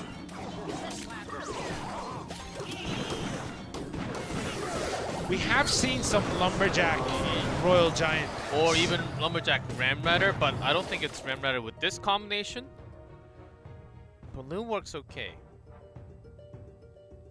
Well, yeah, it's against the building deck. Mortar, there it is.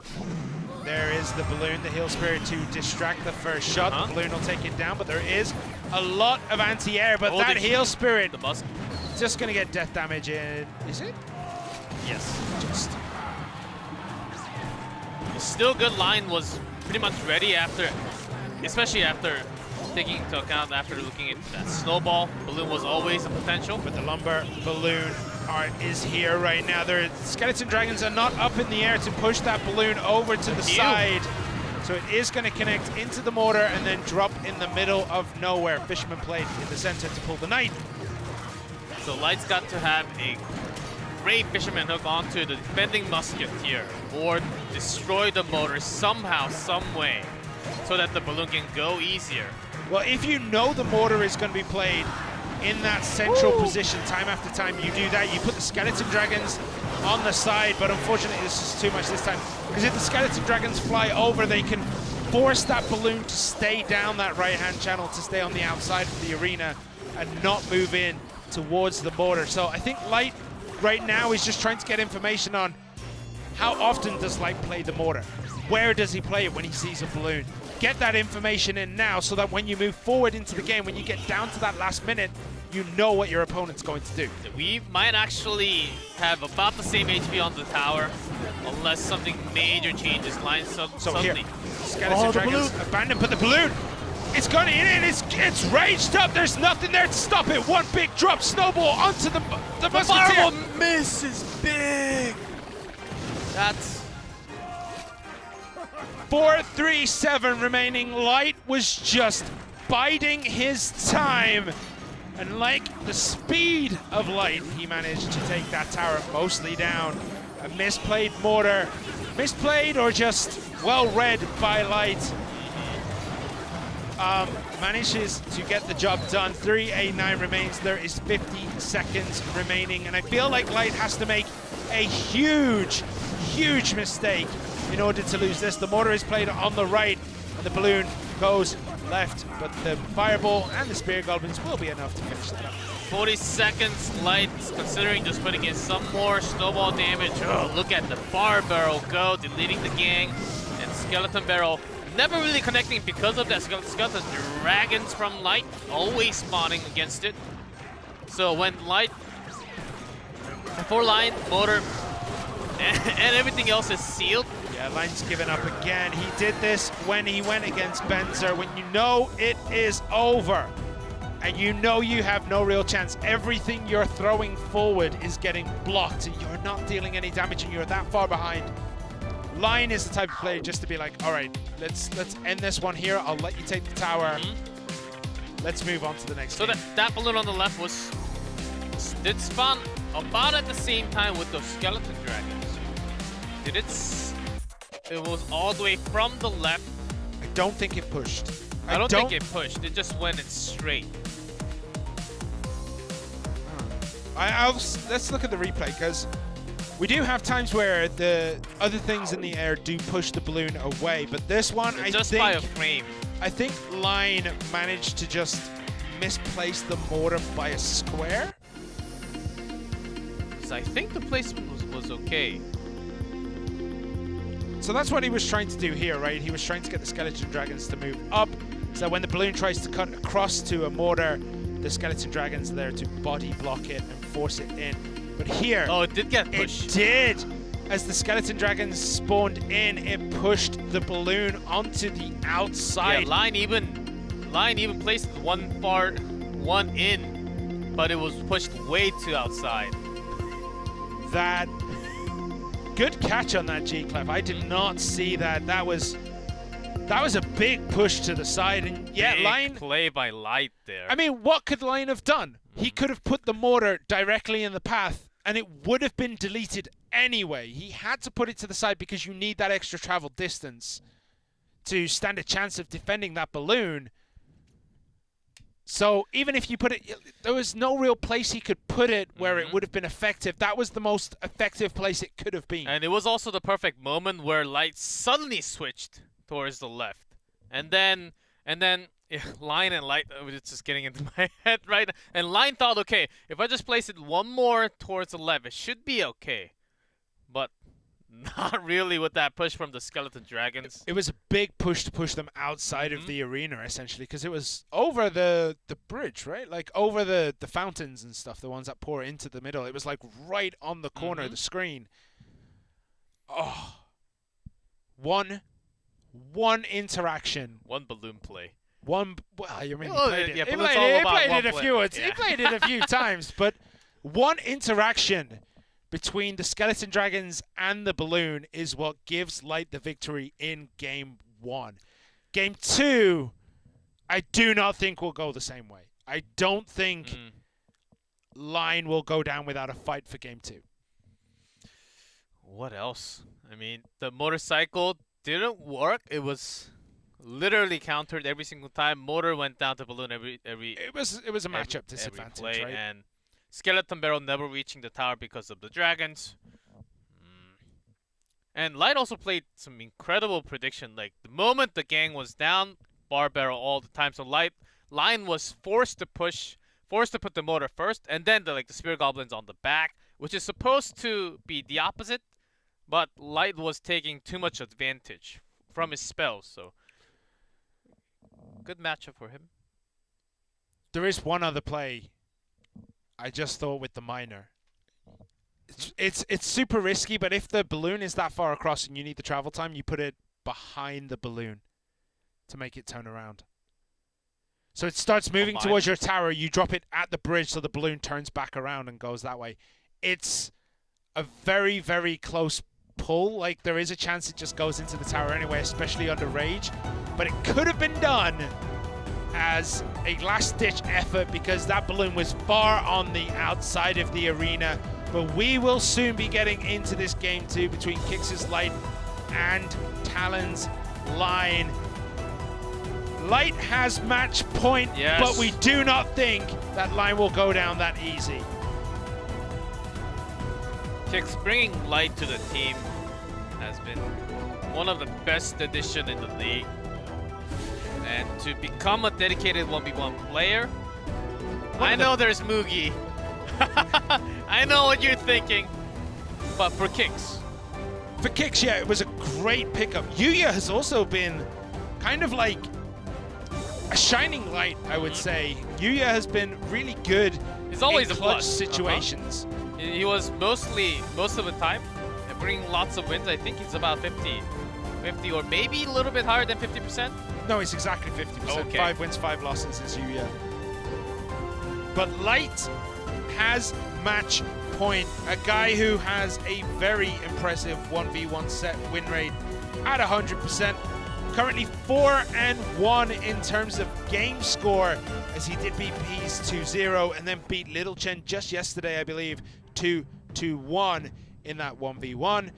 We'll see what Light is going to bring against Line in this game.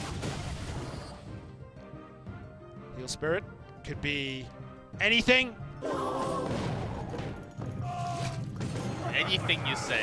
Anything.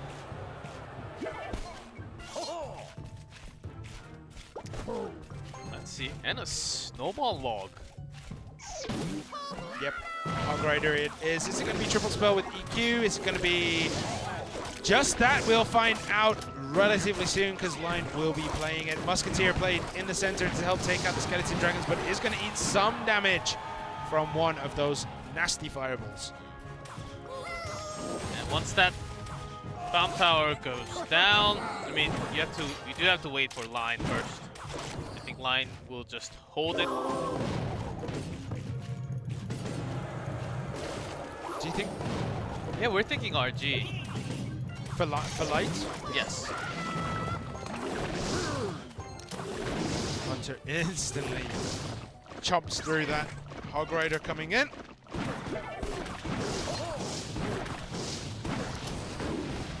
What else are you thinking? I'm wondering what building line has bought with his deck. Bomb Tower Inferno. Maybe Tesla. There are some Tesla decks. Not many. And I'm wondering if he's brought EQ and gone triple spell or bringing something else that's a little bit trickier. EQ or Fireball. I'm okay with both. Oh, either. Could Light be bringing something tricky? It looks and walks and talks like an RG, and it is going to be an RG.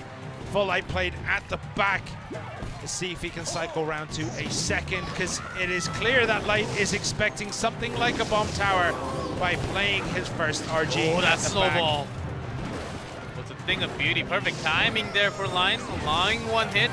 Big heal spirit, and look at the RG down the other side. And there is the bomb tower. Line defended that as well as you could imagine. That log. Light read that like a piece of paper right there, Line, after using the log on the right. You 100% and Fisherman. Oh, and the bomb tower doesn't catch the RG's aggro in there. Has the log push it back, but 8-3-8 remaining. And it looks as though Light has managed to complete the match point. Game 2 looks to be his. 7-6-6 against 1-4-7-8 of the weakest towers. The Hog Rider comes in. The Hunter is not going to get the shot off, actually. This Hog Rider, 2 hits, almost 3, 9-0-2, and just like that, Line is back in this one. And the bomb tower comes, log to push it up, but the heal spirit does connect, so at least one or more can be done from the RG. There's the EQ. Game, set, and almost match. As Fireball. 14 points are there. Oh. There it is. Light goes against the statistics and gives Kicks the win today, even though they lost the 2v2 set.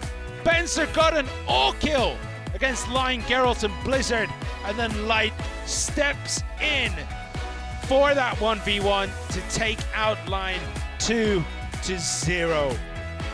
What a match between those two. But Light read Line like a book. Light's spell use has been out of this world today.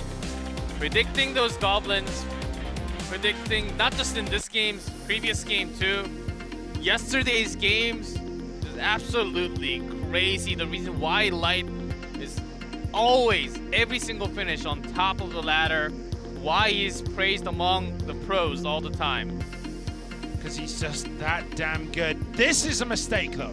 Yeah, that one bomb off. tower was a huge mistake. And, okay, one thing I don't understand. Why did Line play that log so far back? If it had played it right up front into the RG, I think he would have avoided one extra hit.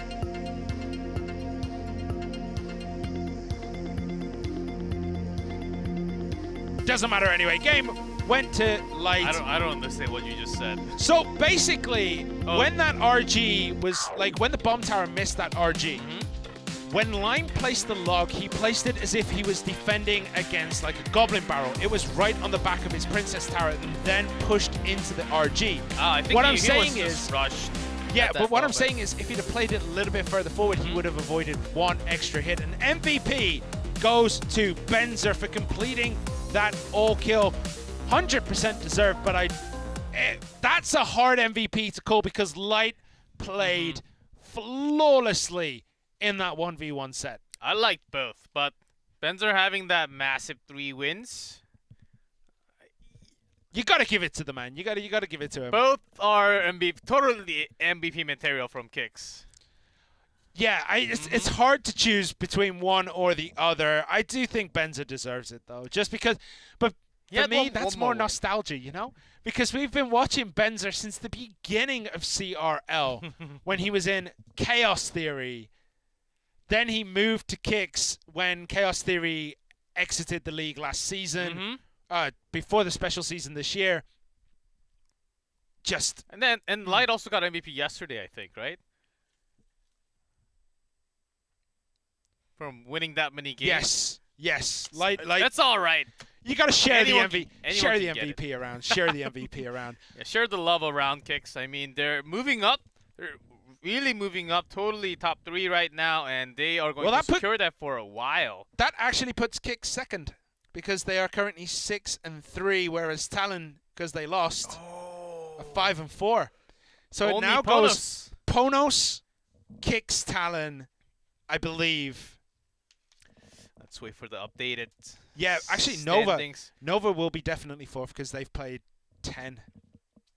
They played one more match. Yeah, they've played more than the others. Depends on this season. What's special? Well, last season was special, but the big difference is that we do have the win. We do have the head-to-head, but it goes dead last after set, after game, after crown count. And there's just confirmation on today's results. 0-2. FAV Gaming took that. Expo Master managed to finish it off after Katashian set him up perfectly. Timing versus Nova. CRS all kill. AUK and LC up at 2v2. Phenomenal. That got Nova the win there. And then Kicks versus Talon. Benzer all kill. Light finished it off. And there are the results of today. Ponos sitting pretty at the top. Kicks second. Talon third. Nova 4th, and then Timing, FAV, WEDGM, and TTG now sit rock bottom of the table. After a really good start.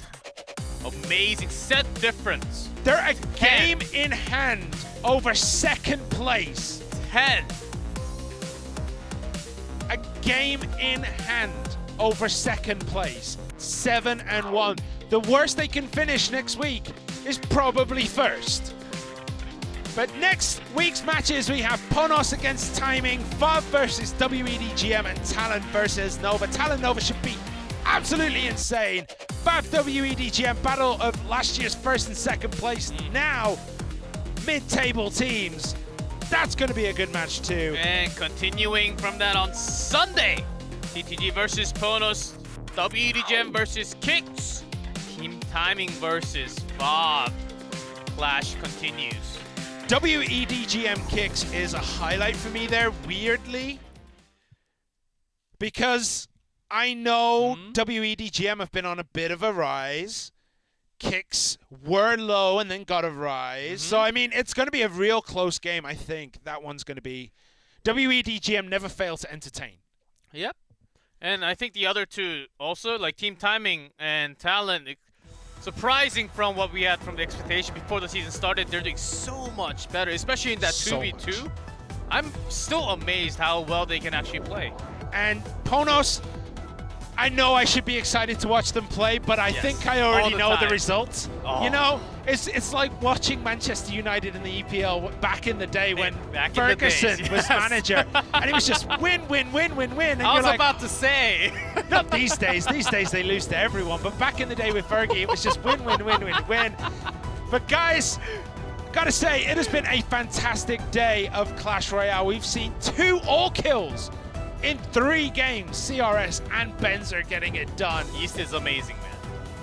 It's just been so good this season. It's getting better every single time. Lots of 2-0s, but because we have so many highlight superstar players, that's what's been happening, and we got more weeks to go through. How do we have more weeks to go through? This feels like we could just end the season right here, do the playoffs, and we'd be good to go. I think like these teams. No, we gotta go all year.